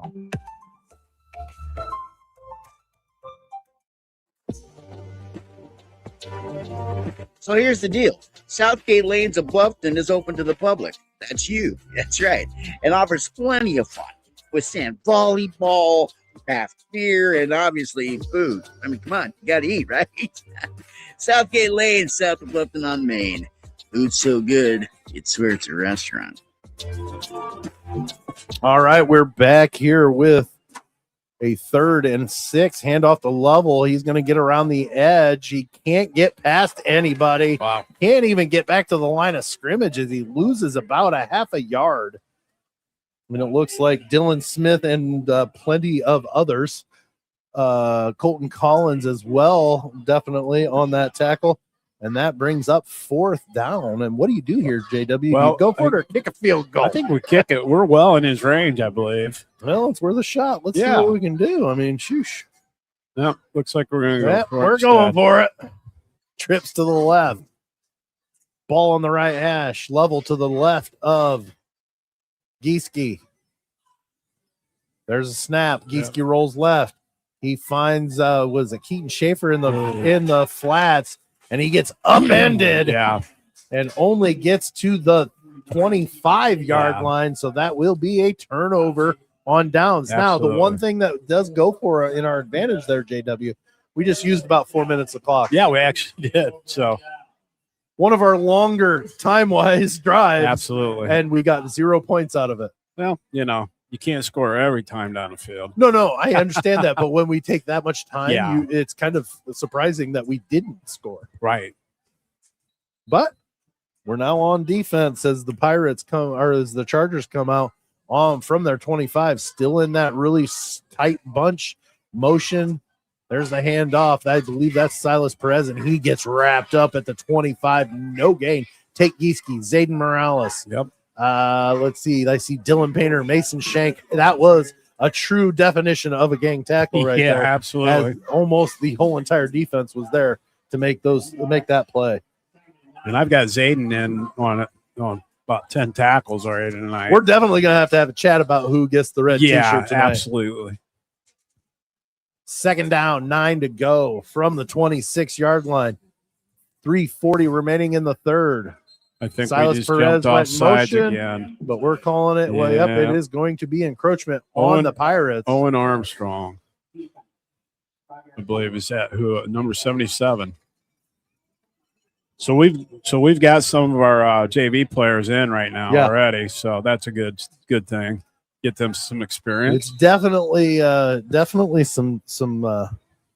You got to be patient. You got to watch the ball. You can't anticipate. You've got to react to the ball. Yeah, it's not going to be a happy film day tomorrow when you get 3 offsides like that. There's the fake, the pitch out to Silas Perez. He's going to get across the 40. Actually, Styles Perez as he gets taken down at the 44-yard line. Take And Gieske that again. is a first down. Take Gieske on the tackle.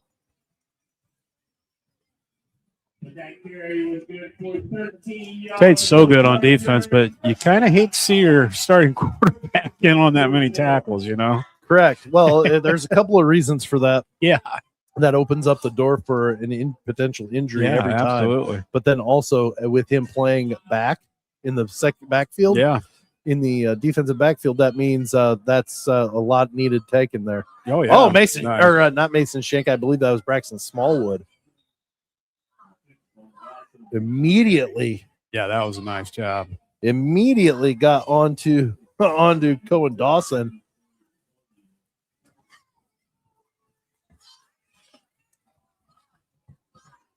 And I'm wrong because Smallwood was not in there, so I don't know who made that tackle. Well, Shank came in late, so He came in late. So 50. I didn't see a 50. I thought I saw his cast, but it might have been Armstrong. Actually, I don't know. Might have been, but it is 2nd and 6 from the 48-yard line. There's a handoff to Styles Perez. He gets around the edge, across the 45, and almost to the 40. Call it the 42. And that's enough for a Milan Edison first down as the Chargers are getting something moving. But you know what? Yeah. There still is only 2 minutes and 8 seconds left here in the third quarter. Absolutely. First and 10 from the 42. Schnicker. I'm the play in the huddle. seeing quite a few JV guys in there right now. So It's a good mix right now Yeah. of varsity and JVers. There's the motion. There's some nothing action there. Wow. And there is a swarm of Pirates. That's Armstrong. That's There's Friels Aller. There's all sorts of Zayden Morales, I believe, 57. Sawyer Bowling. Those all were young men that were around the ball making that tackle right there. That was a loss of 2-1 on the play. Yeah. So it's going to be 2nd and 11 from the 38. We're at 1:10 remaining here in the third quarter. Bluffton leads 28-0. They come out, trips right. Schnicker rolls right. He's looking. Got all kinds of room to run. He's looking. Too. He throws it over the end, and it gets picked off. That's Zayden Morales at the interception to the 30. He gets hit hard at about the 33-yard line. He's still on his feet, and he pushes forward to the 34. My goodness.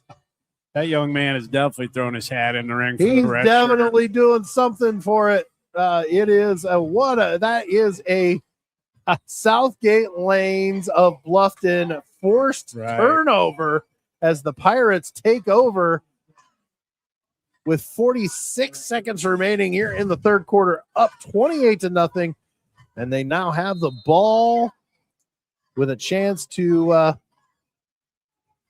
add some more to it. Yeah, Zayden's got 10 tackles at least and an interception tonight. There is a Charger player on the ground, and it looks like he's got himself some crampage. Yep. So Bluffton definitely went through that last night. We're going to go ahead, step away, take a quick break. 46 seconds left in the third. Bluffton Pirates lead the Edison Chargers 28-0. You're listening to Bluffton Pirates football on the Lounge Sports Network, presented by Blanchard Valley Health System. Fall's coming fast, and Frucci's Four Seasons has your cleanups covered. From leaf removal to retaining walls, paver patios, mulch and river rock beds, even gutter cleanings. Mention the Bluffton Pirates football ad and get 10% off any one project, no matter the cost. Call 419-905-6774 to make an appointment. Frucci's Four Seasons, your yard done right.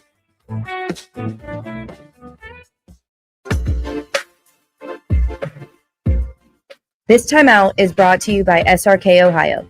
Friday Night Lights, Pirate Pride, and a community that knows teamwork. SRK is proud to support the Bluffton Pirates and proud to call Bluffton home. On the field or on the job, great teams are built together. From all of us at SRK, go Pirates. All right, we are back. Kyle Robinson, the injured, the cramped up Charger. He's now off the field, and the Pirates ready to take over. The trips bunched to the left. The Pirates flip it out to level around the left side. He's got a block wall. He's crossed the 40, 50, and he's to the 45. He is going to be gone. Touchdown. They're calling him down at the one. How in the world do you call him down at the one? There was a good pursuit, and he just lowered his shoulder and bowled through the defender that was pursuing from the near side here, and he just lowered his shoulder and went through him, went into the end zone, and they called him down at the one. I don't know how they called that because he literally blew that defender into the end zone. Yes, So it will be 1st and goal inside the Eikenberry Landscaping red zone. 1st and goal from the 1 yard line. You've got to give it to him, right? Oh, yeah. You got to give it to him to let him finish. I would sure think so.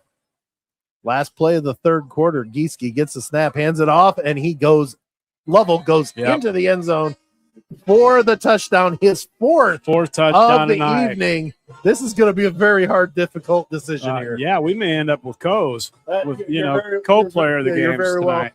You very well could be right, but with that Angels flooring touchdown by Parker Lovell, the last play of the third quarter. That means the fourth quarter will have a running clock. So Andy Broadman sets up for the extra point. The placement kicks up.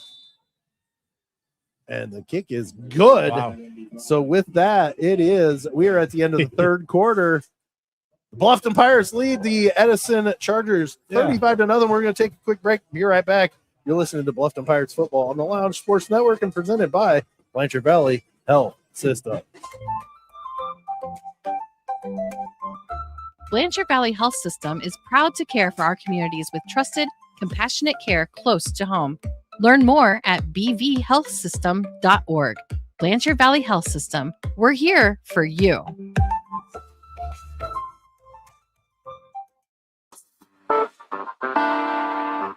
Bluffton Auto Repair Center provides friendly, reliable service for all your hometown car needs. Call 419-358-1900. Bluffton Auto Repair Center, across the street from Stratton Auto Group on Main and Jefferson in Bluffton.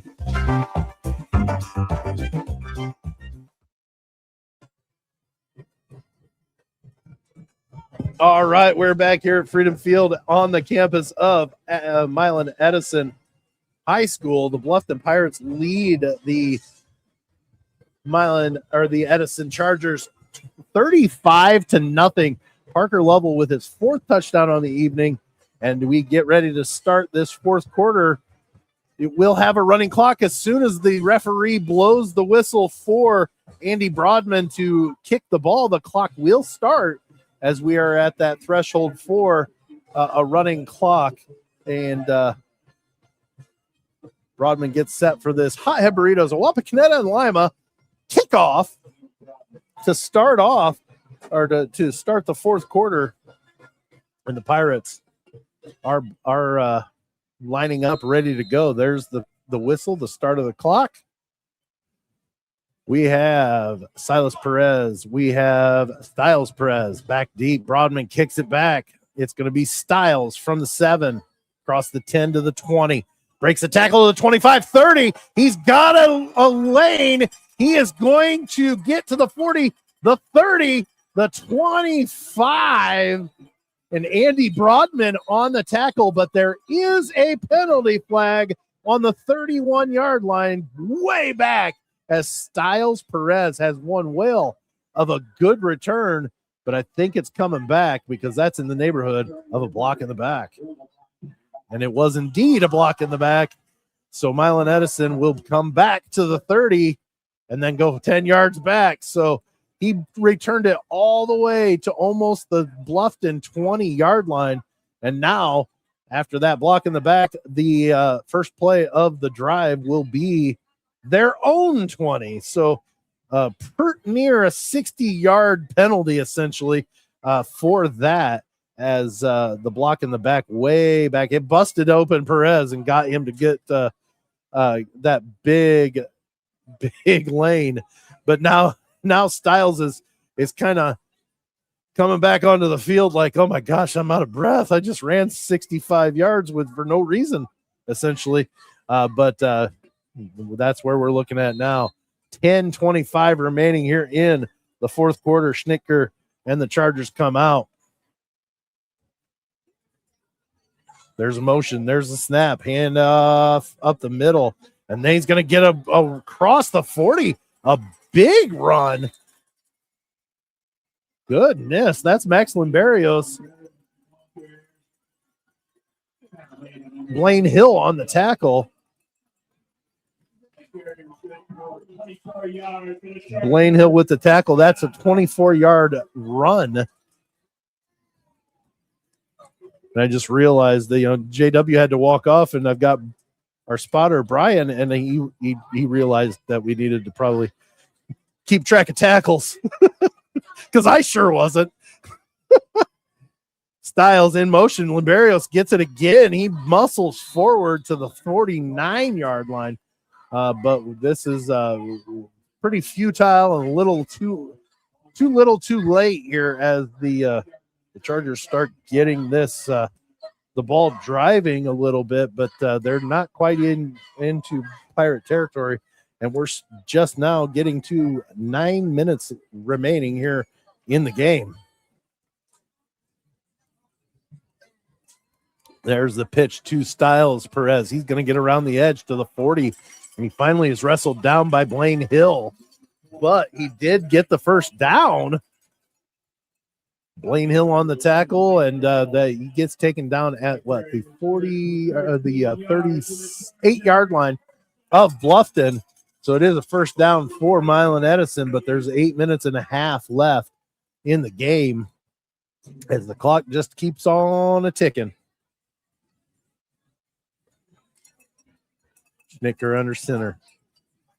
Motion man gives off to Limberios. He gets hit by Zayden Morales and by, I want to say, Parker Level. Is that right? No, that's not right. Oh, no, it's Sawyer Bowling on the tackle as well. 8:05 remaining. It's going to be 2nd and 5. Or 2nd and 6. Sorry, 2nd and 6 from the 34. Welcome back, JW. We're looking here, and it looks like they're getting some, I believe it. Is it? That's not Schnicker still, is it? Yeah, it is. Okay. Under center. Gets a man in motion. Hands it off to that man in motion, which is Silas Perez. It looks like Dylan Painter gets in there for the tackle. Oh, no, I'm sorry. Keaton Schaefer in on that tackle. The 9s and 0s look awful similar. Keaton Schaefer with the tackle. That's going to bring up 3rd and about 4. 5, whatever. And meanwhile, that clock just keeps right. We're under almost 7 minutes left in the game. Bluffton leads 35-0. As this has been a pretty dominant defensive game here for the Pirates today.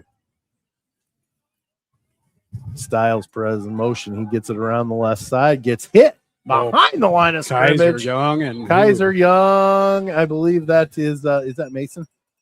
Yes, Mason Shank in there as well. And I don't know how they gave him forward progress of a yard, but they sure did. I have no idea. So it's going to be 4th and 4 with 6.5 minutes left.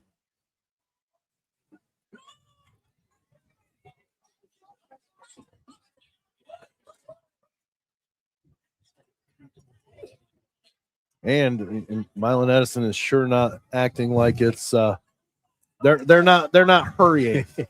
Yeah, I'm not saying it in a bad way. They're just kind of accepted that we're going to put together a drive. Schnicker going to roll to the right, fakes the throw. He's going to tuck and run, and he slides at the 25. They're actually going to give him the 26 instead. Jagger Crawfus on the tackle. He's considered given the tackle, because he was the closest Pirate to Schnicker as he slid. Who did the slide? But it is a first down for Milan Edison. And I think their hope now, JW, is just to try to get on the board. Right, absolutely. Under center, motion man. Hand off to Limberios. He gets to the 20-yard line, pushes forward, but can't get any further than that. So it's going to be 2nd and about 4 from the 20-yard line. And we're at 5:15 left. Like Sawyer Bowling. Sawyer Bowling on the tackle. Yep. So it is 2nd and 4 from the 20-yard line. Chargers break their huddle. Schnicker under center. Puts a man in motion, gets the snap, hands it off to where the heck did I put my Oh, they're underneath you. Oh. I was wondering where all my notes were. Brody Schneck on the tackle. Limberios is the ball carrier. And Schneck on the tackle. This is going to be an interesting chat, JW, about who is going to be the Riley Creek Sportswear player of the game. I'm leaning towards that as well. Oh, nice little That was option really nice. play. And Well, they kept him out. Silas Perez does move it forward, gets the first down. Okay, Aller. Braylon Friese-Aller gets the tackle. It will be a first down inside the 10-yard line. 4 minutes remaining. The clock keeps on ticking. Yeah, and I've noticed we've got about half of the crowd on this side of the field is what we had. That's what we just a little had. bit ago, yes. The Bluffton crowd is still here. Yes. If they've driven that far, they're staying here for the Exactly. game. Yeah, you might as well watch the whole thing. Schnicker under center. Puts Styles in motion. Hands off to Limberios, who barrels into the end zone for the touchdown. Now what significance that will do is it will stop the clock. Right. But it will stop the clock just in time for the Pirates to I was get the going to ball. say it just gives Bluffton that much more time to try to get some more offense on the board. I have and to each his own, but I've never heard a crowd go so ballistic over not getting shut out. I mean, that's and I'm not making fun of that. I'm just it's an unusual. It's a little thing sometimes where you scored on a good team, and maybe you picked up some stuff that you learned from that. Right. So the extra point, from Carter Jones is good. So with 3:28 remaining here in the fourth quarter, Bluffton leads 35-7. We're going to step away, take a quick break. We'll be right back. You're listening to Bluffton Pirates football on the Lounge Sports Network, presented by Blanchard Valley Health System. Blanchard Valley Health System is proud to care for our communities with trusted, compassionate care close to home. Learn more at bvhealthsystem.org. Blanchard Valley Health System. We're here for you.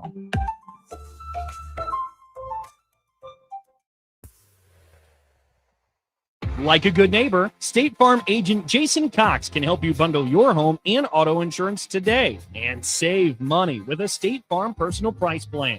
Jason Cox State Farm. Go to jasonismyguy.com for more information. All right, we're back here at Freedom Field on the campus of Milan Edison High School here in Milan, Ohio. The Bluffton Pirates lead the Chargers 35-7 as we get ready for this Hot Head Burritos, a Wapakoneta and Lima kickoff return, as the Pirates will receive for the second time of the evening after the Chargers broke the shutout and stopped the clock. Yeah, and I wonder how many starters we'll see in this series. For Bluffton, may not be any. Question. It's a good question. Leighton Miller, Blaine Hill back for the Pirates. Israel Bellman to kick off. Now, do you try an onside just for practice? No, because if you don't recover it, you've given the Pirates the ball at the midfield.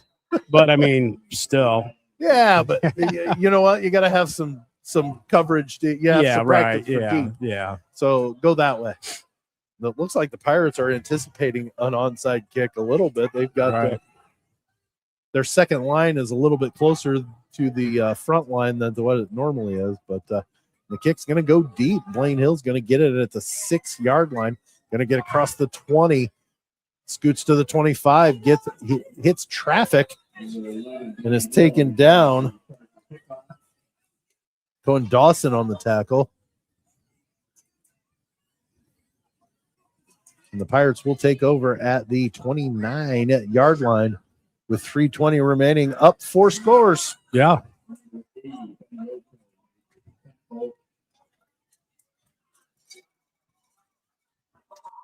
Still is Tate Gieske out there. I imagine it'll at least with the offense, they're going to keep most of the starting offense out there, maybe? I don't know. Yeah, I don't know either. It appears so. Let's say it that way. Trips to the left.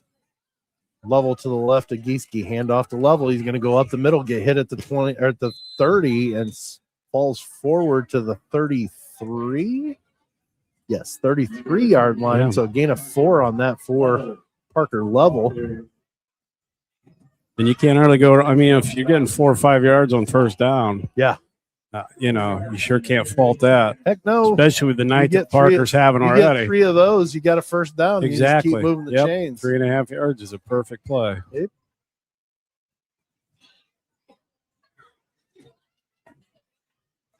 Second and 6 from the 33. Twins to the left. Level to the left. Gieske gets the handoff, goes off the right tackle, takes his time, finds it.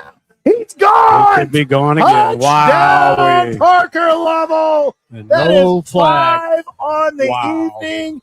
No flags. And that, my friends, will put us back onto a running clock, including right now. Wow. So we will go under 2 minutes to play before this extra point goes off. And that was a 67-yard touchdown run by Parker Level. You got to think that Parker's got to be near 200 yards at least. That's an Angels flooring touchdown right there, JW. Yes, sir. Andy Broadman sets up for the extra point. There's the snap, the placement, the kick is up, and it is good. So with 1:40 remaining, the Bluffton Pirates lead the Milan Edison Chargers 42-7. And pretty much the rest of the crowd that was here. Exodus right now. Yeah, the other half of the crowd that left the touchdown before are now headed for the door. They're now leaving. So we have 1 minute, 40 seconds left. Andy Broadman will set up here shortly for the High Head Burritos of Wapakoneta and Lima kickoff to send the ball back to the Chargers and give them just a small amount of time, about a minute by the time the offense gets out there. They'll have about a minute to try to put some more points on the board. And how about Andy Broadman? We had some questions about who our kicker was going to be this year. So and far, buddy. Oh my goodness, what a wonderful job he's done for us. Absolutely. I couldn't agree more. The Perez brothers back deep 4. I think. Or is that? Nope, that is. Okay. They're a little tougher to see once it gets a little darker. Perez and Perez. Silas and Styles back deep for the Chargers.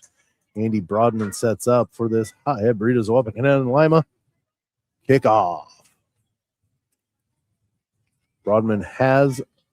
I'd let that clock run down to 5 seconds before I took off. Another line nice drive, a nice and he's going to be down. Yes, sir. Silas Perez caught that instead of letting it bounce. Yeah. And maybe letting it go by him to go into the end zone. He tried to catch it and fell down. Well, he was down. Yeah. So they will have it from at the 15-yard line. And once the ball gets placed and the play clock starts, there we go. Game clock will also start. We're at 1:10 remaining. And I don't think I see a starter out there right now, which No. it shouldn't be. And once again, there's our 4th time. Yeah, the coaches are not going to be happy about that. That's the 4th one tonight, offsides on our defensive line. And some of these kids were in earlier, so it's not like their first play of the game. Right. They got that. It was a hard count and got them off across the line there. 25 seconds remaining, 1st and 5. The ball carrier gets taken down immediately. That's probably going to do the game, you think? That will probably be the game there. Yeah, they're not going to run another play. Hunter Beasley on the tackle there for the Pirates, and that will count it down. The final score here from Milan Edison High School. The Bluffton Pirates beat the Chargers 42-7. We will take a break, be right back with the Southgate Lanes of Bluffton post-game show, and we'll also have the Riley Creek Sportswear player of the game here or once we come back as well. And we'll be right back. Final score here for Milan Edison. Bluffton 42. Milan Edison 7. You're listening to Bluffton Pirates football on the Lounge Sports Network, presented by Blanchard Valley Health System. Hey, neighbor, are you so hungry that your belly button is touching your backbone? Are you craving bold flavor? Well, Hothead Burritos in Wapakoneta and Lima have got you covered. Build your perfect burrito, bowl, or tacos and turn up the heat with our signature sauces. Fresh, fast, and fired up. Swing by Hothead Burritos, where flavor lives. Let's go, Pirates!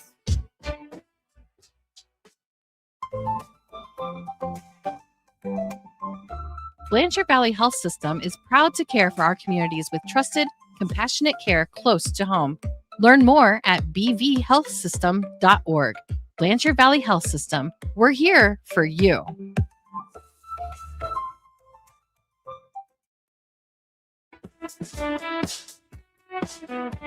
Fall's coming fast, and Frucci's Four Seasons has your cleanups covered. From leaf removal to retaining walls, paver patios, mulch, and river rock beds, even gutter cleanings. Mention the Bluffton Pirates football ad and get 10% off any one project, no matter the cost. Call 419-905-6774 to make an appointment. Frucci's Four Seasons, your yard done right.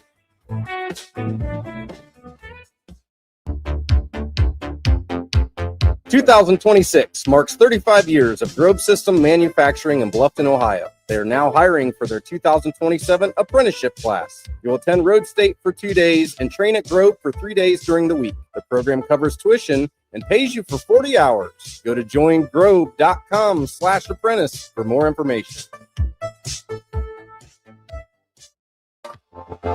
Pirates look good on the gridiron, and Eikenberry Landscape keeps Bluffton looking good off the field.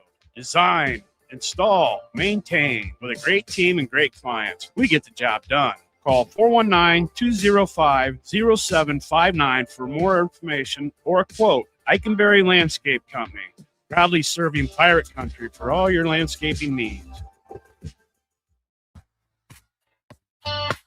Inside Innovations is your premier interior design destination right here in Bluffton, Ohio. From new home construction projects to kitchen and bathroom renovations, Brook Place provides the expertise to realize your vision. Stop by the studio on Main Street to book your consultation today. Inside Innovations, where your style comes home.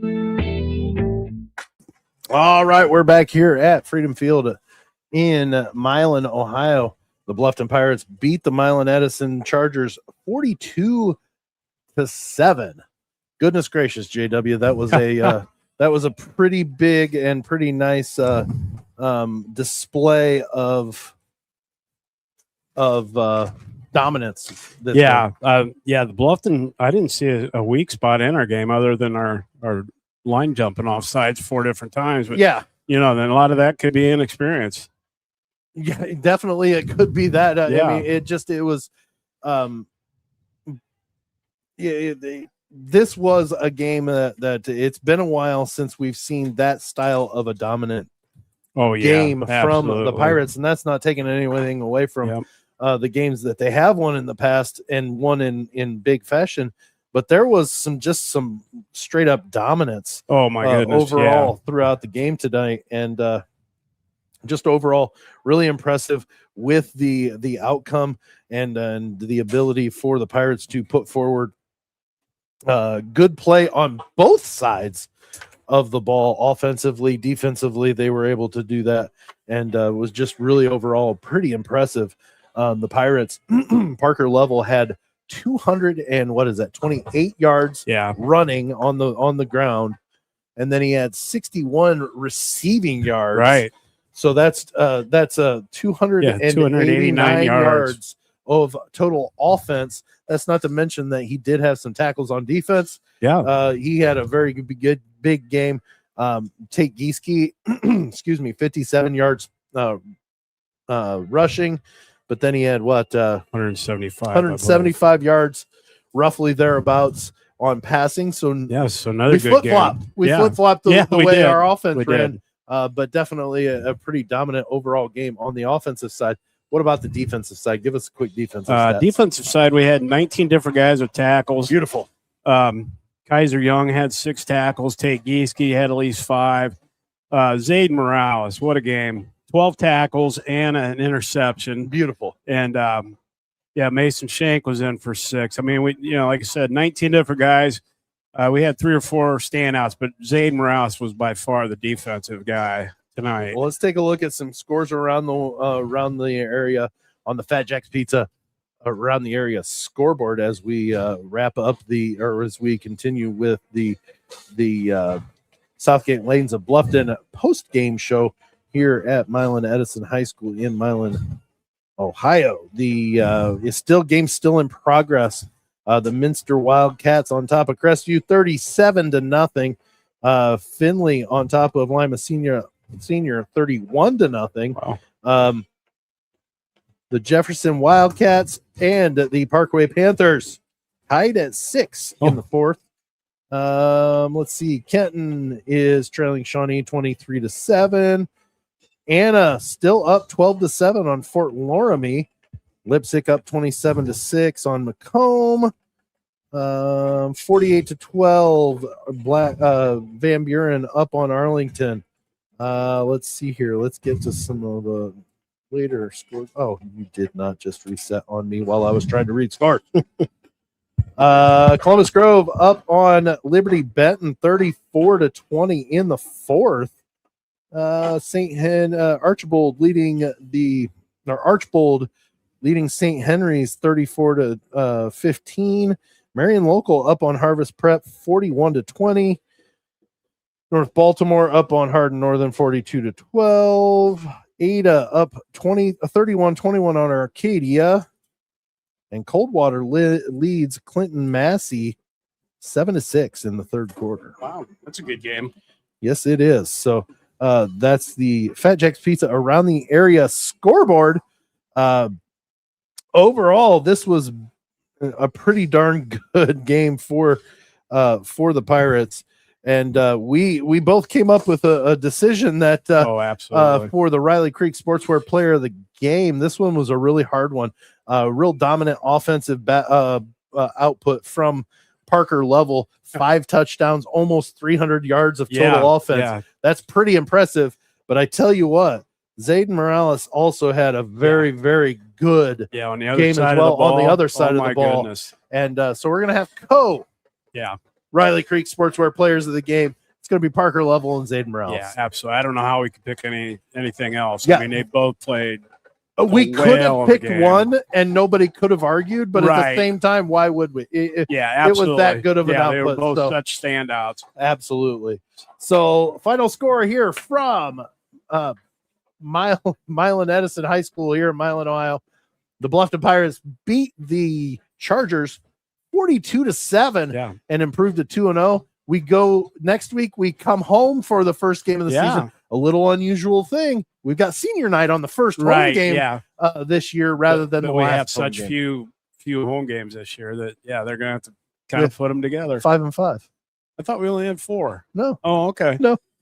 Well, I'm sure the parents don't. There's mind. a reason. There's obviously a reason. I just am not privy to the reason. The parents don't mind, because it's going to be a lot nicer weather than.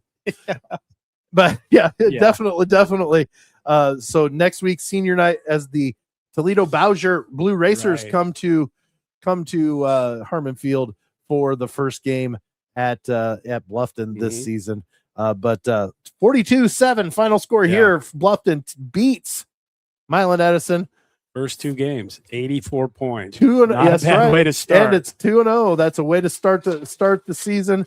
Thank you so much, everybody, for joining us. We appreciate it. God bless you all. Have a wonderful rest of your evening and weekend. And we will see you next week for the Bluffton Pirates Coaches Show on Wednesday, 7 o'clock on Facebook, YouTube, and X. And then we have football next Friday. Thanks again, everybody. Have a wonderful evening, and we'll see you later.